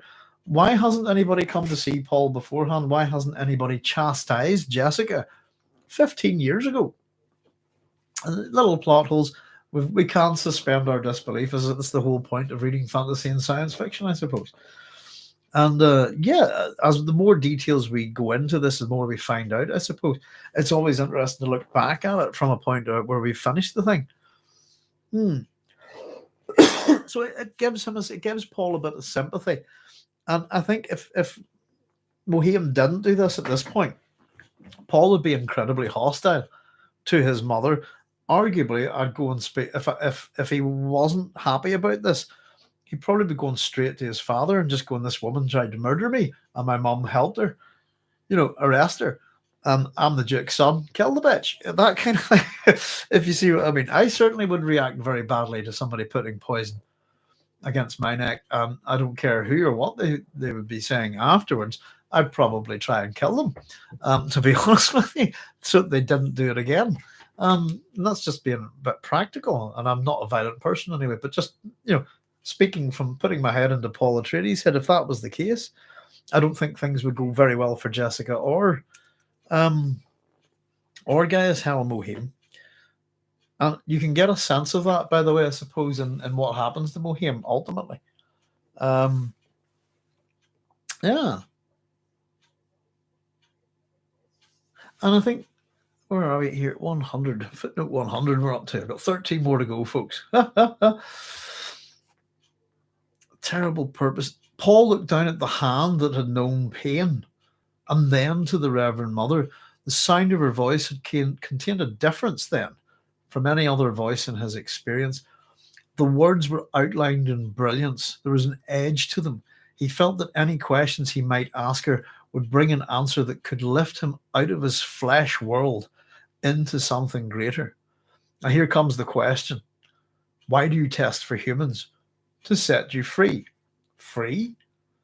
And here we go. Benny, it's the Butlerian Jihad time. So Paul's reward, this is like the test, one of these tests that the hero would go through. Excuse me. His reward for this is our reward. He gets to ask a question and we get an answer. It's not a particularly satisfying one. To set you free. The question would be, why I would ask is, why do you test for humans as different from animals? And here we go, folks. It's time for the Butlerian Jihad stuff. Once men turned their thinking over to machines in the hope that this would set them free. But that only permitted other men with machines to enslave them. And then Paul goes, "Thou shalt not make a machine in the likeness of a man's mind," Paul quoted. What's really interesting here is that Mohiam rephrases it and tells him should have been phrased a bit differently. Right out of the Butlerian Jihad, she says, and the Orange Catholic Bible. But what the Orange Catholic Bible should have said is, "Thou shalt not make a machine to counterfeit a human mind." That reminds me of something the other day I was talking about, but I'm trying to remember what it was. And of course, this leads directly into, have you studied the Mentat in your service? So we're getting an exposition on the the Butlerian Jihad. We hear about the Orange Catholic Bible and the Great Revolt. And what's this? It forced human minds to develop. Schools were started to train human talents.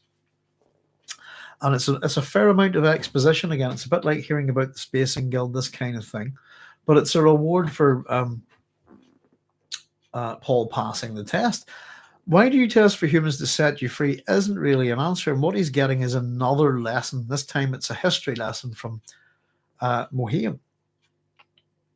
And she says that the two chief survivors of the ancient schools are the Bene Gesserit and the Spacing Guild. And we get the difference between them. And she says that the guild basically emphasize pure mathematics. And she says Bene Gesserit perform another function, politics, says Paul. And he gets it. And again, we get another time where this is the second time she uses the phrase Kul Wahad. We all know what that means. And the old woman said she sent a hard glance at Jessica. I've not told him, Your Reverence. And the Reverend Mother returns her attention that you did that on remarkably few clues. So they are giving him clues. And it says the original Bene Gesserit school was directed by those who saw the need of a thread of continuity in human affairs.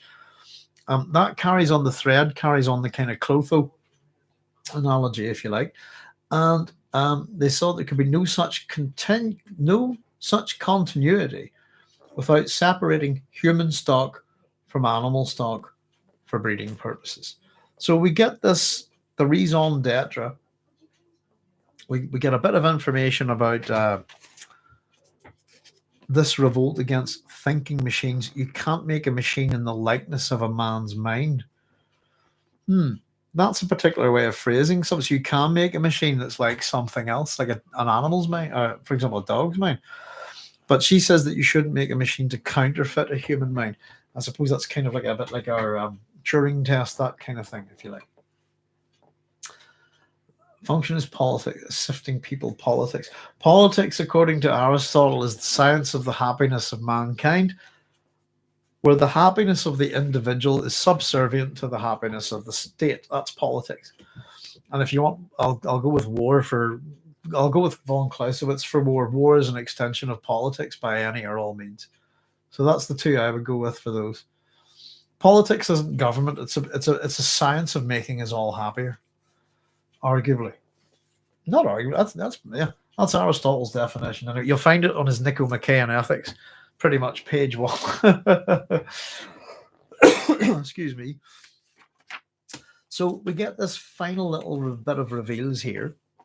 We find out that thinking machines aren't good, that there's been a revolt.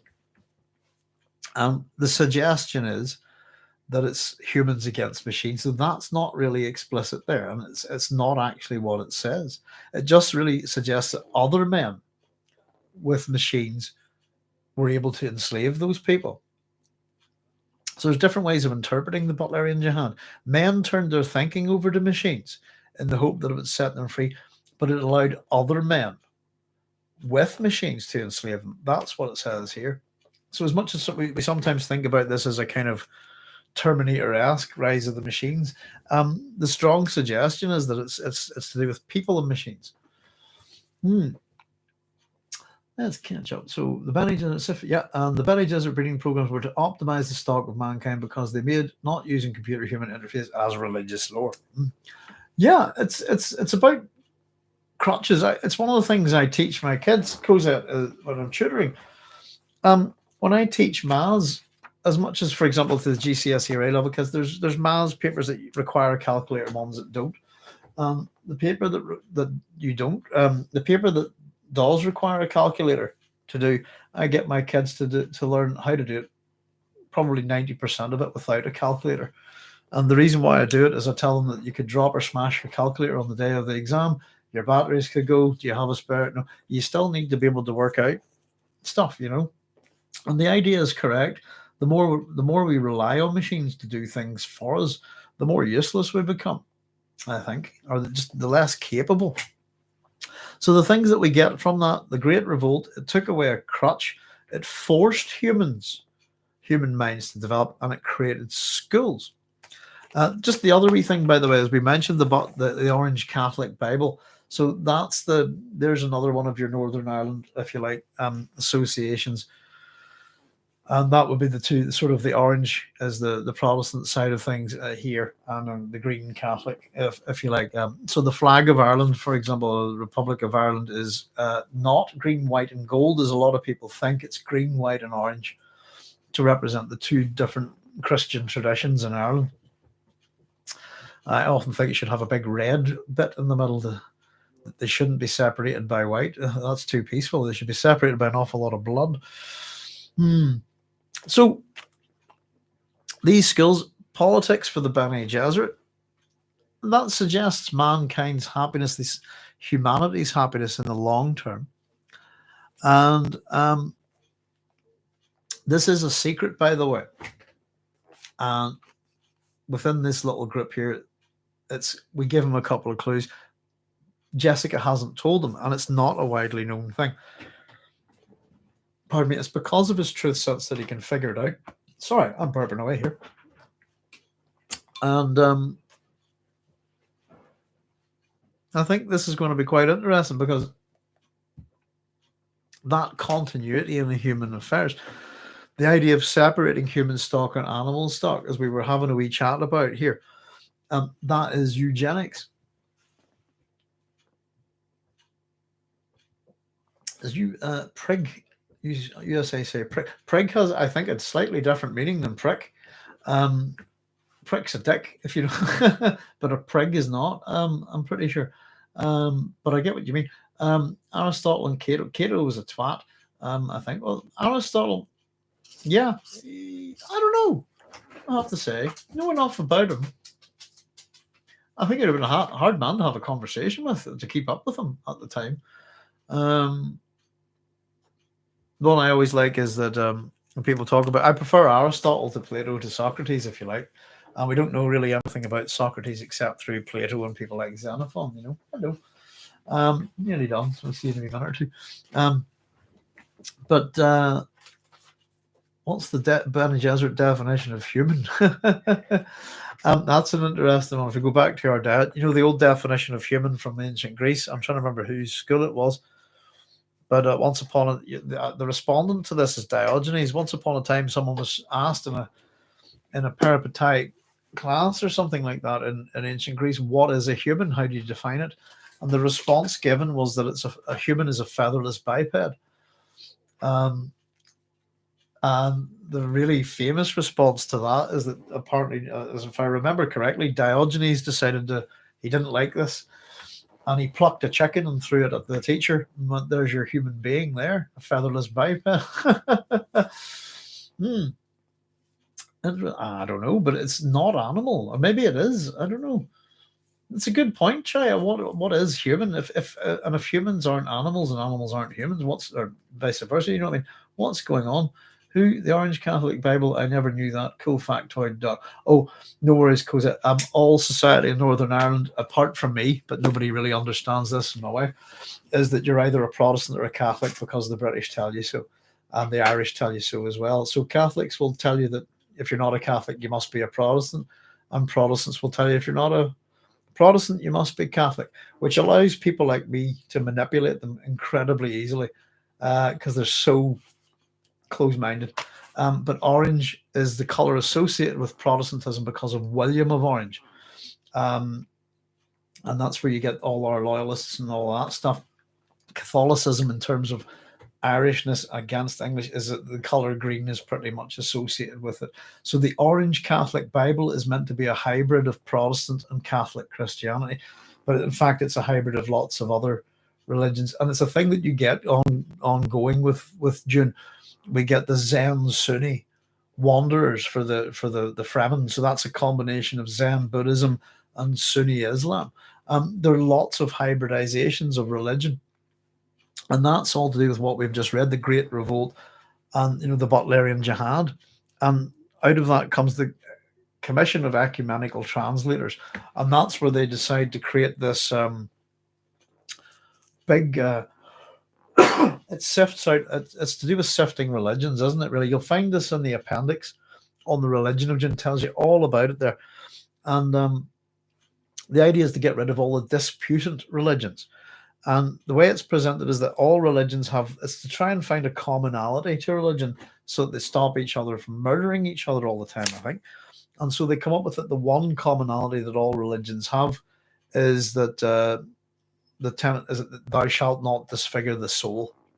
And the whole don't make a human mind, don't make a machine in the likeness of a human mind is to do with that.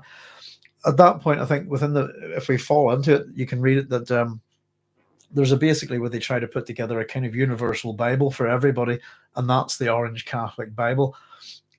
Any religions that don't go along with it are wiped out, slaughtered, killed, etc. And it's pretty certain that this is the reason why the Fremen start going on their the children of Mizir, as they're called, start their many planetary migrations until they end up on Arrakis, and they can't leave Arrakis because of addiction to spice. But the reason that it's mentioned, we're told why, is that they're denied the Hajj, which is the Islamic pilgrimage. I think possibly I'm not a Muslim, of course, folks, but I think all Muslims are supposed to undertake or try to undertake the Hajj at least once in their lifetime. So it's a fundamental part of Islam. And I only kind of know a wee bit about it through Richard Francis Burton and his shenanigans with the last time I mentioned what he did. We got censored, so I'm not going to mention it because it's possibly quite offensive to Muslims, even though it happened over 100 years ago. But yeah, if you want to investigate Richard Francis Burton, he undertook the Hajj in disguise. So yeah, that's that association. And what was it called when they had lower put in? Yes, so interesting. What is it called where they had lower put in far off lands, mission protected in June or something like that? Oh, but the Jews still survive till the Bene Gesserit books. Yes, yes, they do. But we don't hear much about the Jews up until that point. I think we get a wee bit of discussion about Hitler and the Holocaust, but yeah, where are they? And again, probably they're hiding for religious reasons. I'm not quite sure what you meant there, because let me see. Set people to find humans. Bible. Yeah. By the way, guys, I actually created an Orange Catholic Bible for my videos. So I created a wee book, made it orange. It's one of the things that I love. The fact is that the people of Northern Ireland paid for my PhD, and they have no idea what's in it. But it's certainly stuff that they would hate. You can't be too well. You can actually, but they take the religion to a point of madness here, and that's pretty much where the line starts, if you like. The most mildest of Northern Ireland Christians are completely insane, and will murder you for the wrong thing. Just say the wrong word to them, and they'll kill you. And that's a really sad truth, I'm afraid. Now, interesting what we were saying about the eugenics. He wrote that to counter anti-Semitic criticism in the 80s. It was a compromise. I thought they were kind of an obvious, where are they? Especially in terms of, and the symbols are there, I suppose, in terms of things like the ecumenical, the Commission of Ecumenical Translators, etc. But yeah, the Dune series is a set of books that evolve and grow in their ideas. And I think also that happens to Frank as well. Frank changes a bit over the years, and particularly the one thing that everybody's hitting Frank Herbert about is his attitudes to homosexuality, which are not what they think they are, I suppose. It's a bit like discussing homosexuality in ancient Greece. It's not the same kind of thing, but it's to do with his relationship with his son, and I suppose particularly how the Baron as a villain is presented. But he does change and mellow a bit, and I think that's partly to do with his relationship with his son, Bruce. He was a gay rights activist, I believe.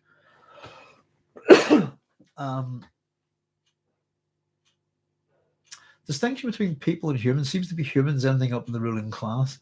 Mission protectors, I forget what they called it. Yeah, the missionary protective is their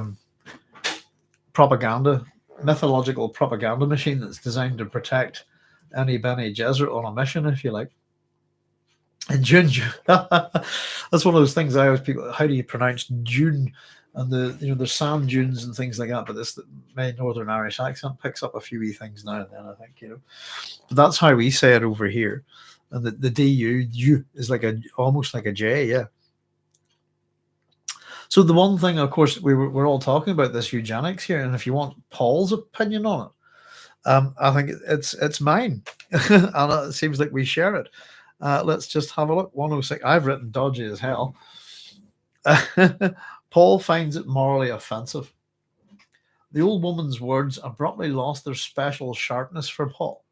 He felt an offense against what his mother called his instinct for rightness. This is This is his feelings about separating humans from animal stock for breeding. And it wasn't that the Reverend Mother had lied to him. She obviously believed what she said. Something deeper, something tied to his terrible purpose. And that's an interesting thing, that the truth sense, if you like, seems to work with people who someone can believe something is true, and you would read it as true if you're a truth sayer. I think that's what we get from that little statement, Quite a curious little thing. And we get this terrible purpose. Terror is the word that's associated with that, I suppose. And of course, we get this little thing next about talking about the breeding program, genetic lines. My mother, he says, this is what his mother has told him. My mother tells me many Bene Gesserit of the schools don't know their ancestry. And I think he's fishing here. And of course, we're told the genetic lines are always in our records. She said, your mother knows that either she's of Bene Gesserit descent or her stock was acceptable in itself. And then, of course, it says, then why couldn't she know who her parents are? It says some do, many don't. We'll get an explanation. We might, for example, have wanted to breed her to a close relative to set up a dominant in some genetic trait. We have many reasons. It's almost as if she wants to give something away there. And again, second time, Paul felt the offense against rightness. And he says, you take a lot on yourselves. And it's a great wee phrase. You take a lot on yourselves. What makes you so brilliant? And it's him being petulant back, I think. It's also suggests he doesn't know who his grandfather is. His mother doesn't know who her father is. We now know that, and therefore he doesn't know who his maternal grandfather is. And of course, that person earlier cannot be named. And we wonder why. We start to get a lot of this. It's starting to put together a really good picture of mystery and suspense and wonderful ideas and what's going on here,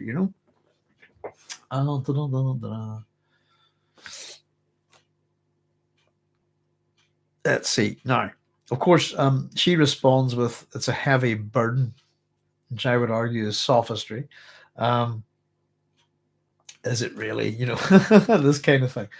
And then he says, you say maybe, this is quite important wee bit, you say maybe I'm the Kwisatz Haderach. What's that? A human Gom Jabbar? Pardon me. And of course, he's correct. In a sense, the Kwisatz Haderach is a human Gom Jabbar. And it's the response from Jessica that comes with his statement. Paul, you mustn't take that tone with, and of course she just, I'll handle this, Jessica. And then we go on to this bit about the truth sayer drug. But it's kind of just there's almost real offense in how Jessica reacts to Paul saying that. Of course, we know that ultimately the Kwisatz Haderach is pretty much a weapon. And the idea is that it's a weapon that you can just point and ruin and wreck everything. And it's the person behind it that you want to be that wields it. And that's what the Bene Gesserit want. Unfortunately, they're going to find themselves in front of the weapon. They won't be able to control him. And we get on to this last wee bit about the truth sayer drug. And I think we're just coming up to the end of this chapter. And So we talk about a truth-sayer drug, and its job is to improve the ability of a truth-sayer to detect falsehood. So that ability is not guaranteed. It's just to improve it. Paul knows of it. Have you ever heard of the truth trance? So again, we get this thing, and he says no. And we get a wee bit more about this drug. The drug is dangerous, but it gives insight. When a truth sayer is gifted by the drug, she can look many places in her memory, in her body's memory, and we look down so many avenues of the past, but only feminine avenues. And of course, her voice takes on a hint of she's sad about this, by the way. You know, the drug is dangerous, but Reverend Moham is sad about this. And then we get a little bit more about it.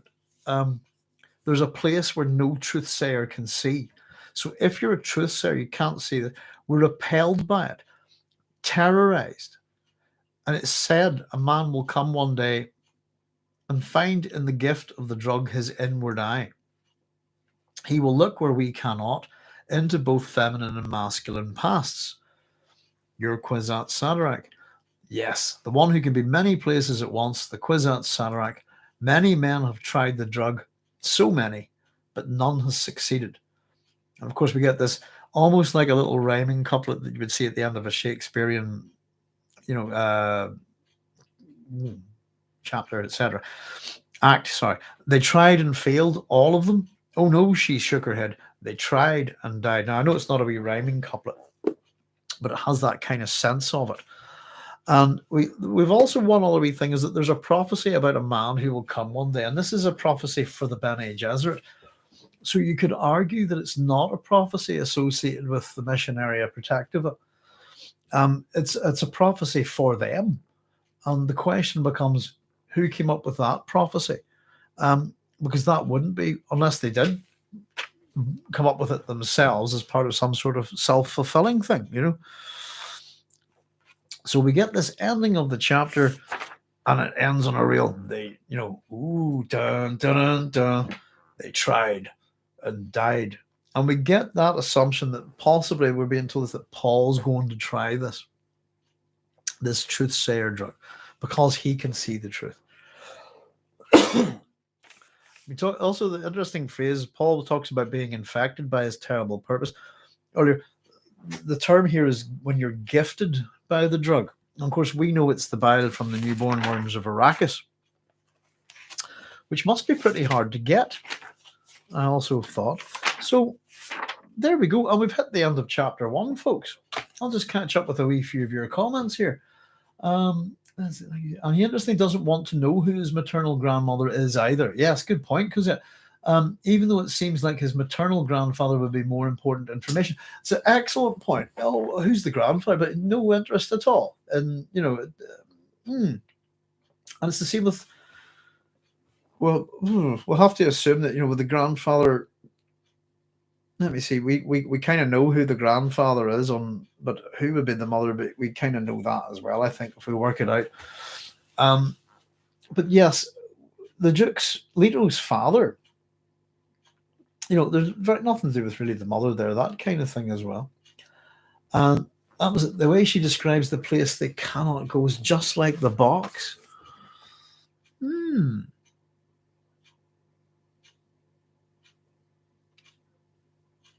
Yes, it is. It's almost that, and you cannot look into it. And you're right. It's Paul's experience of the box is almost an inversion of what the Bene Gesserit experience when they try to look into the other memory. That's a very good point, Cosette. And I hope you're getting, folks. Alia accessed her grandfather. Could Ganima access both? I believe so.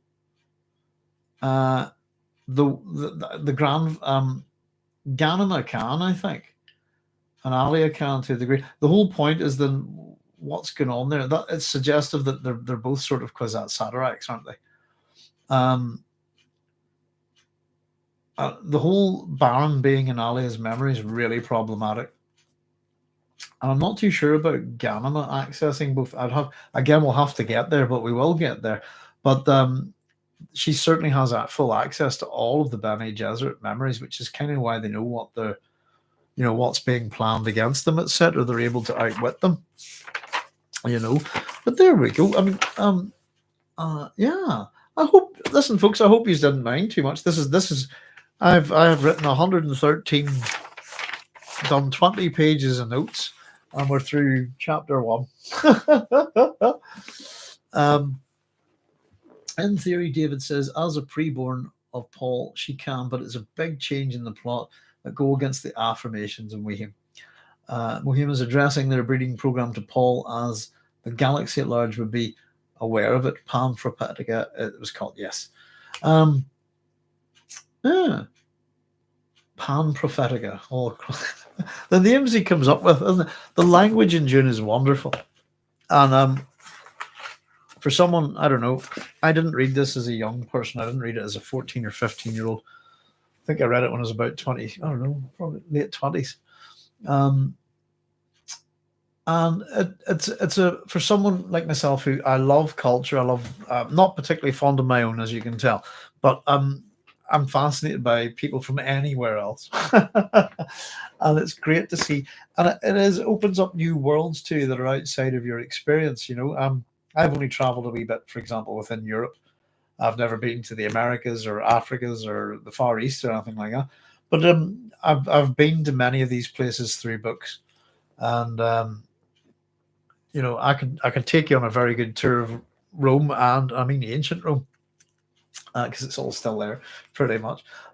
This kind of thing, I love these kind of discussions, and I love the fact that this book has always been particular interest to me because it speaks to me so many different ways, but it has so many different cultures, so many ideas of religion, mythology, language, and I love language as well, as you can probably tell. And wish I spoke a lot more languages, but my schooling is pretty much down to that. A big problem with that one. I moved schools so much that I don't actually speak any one language, or other additional languages, but I speak chunks of quite a few others because I went start first school. I do German, moved to school, did French, moved to school, did Latin, etc.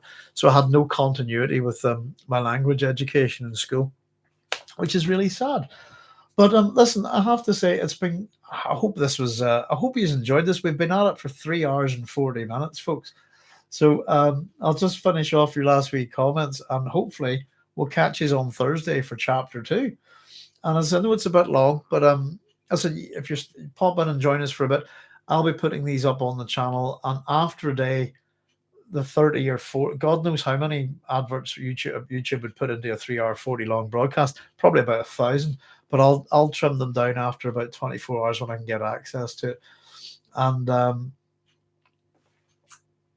yeah, and definitely. So for next time, folks, if you want to have a wee read at chapter 2, I hope it wasn't too tedious, and I hope it was interesting just to try and point out some of these wee things. The way I've approached it is if I was doing a close study of the book with one of my students. So I hope you've enjoyed it, and thank you all very much for your contributions tonight. By the way, you've all been great, and I've learned stuff tonight, and I really appreciate it. And what I was thinking is I should be amending my little notebook here, because I'm going to intend to produce a big set of notes for all of this. But you've been a great help, and I've learned some stuff myself, which makes this worth doing. Absolutely, So I'll just catch up with your comments, and then I'll say goodnight, folks. So, yeah, Cosette says, there's been a great dog. Excellent. I love this. You're my favorite channel. Thank you very much, Cosette. I really appreciate it. Chaya says, a great discussion tonight. Thanks, everyone, and looking forward to Wednesday. Some of us are on different times, yes. Thank you all for your time. I've never yet been to the moon. Me neither. But I've seen many a full one.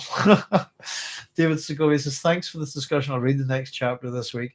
And Chaya says, sorry, I meant Thursday. Yeah, we'll be doing, from my point of view, it's Sundays and Thursdays GMT at 9 p.m. GMT. And then we'll also do my wee science fiction Friday as well. And hopefully we'll get one of our videos up real soon, because I'm just trying to finish off doing my work on Tiger. But I wouldn't call it scholarship factor, but thank you very much anyways. Listen, folks, thank you so much. And this is made all the better with your help and your contributions. So I really do appreciate it and hope you can join me the next time. In the meantime, me and my bladder are going to say, time to go. And we'll say goodnight from the doghouse. All the very best. Look after yourselves wherever you are and take care. Thank you very much and good night.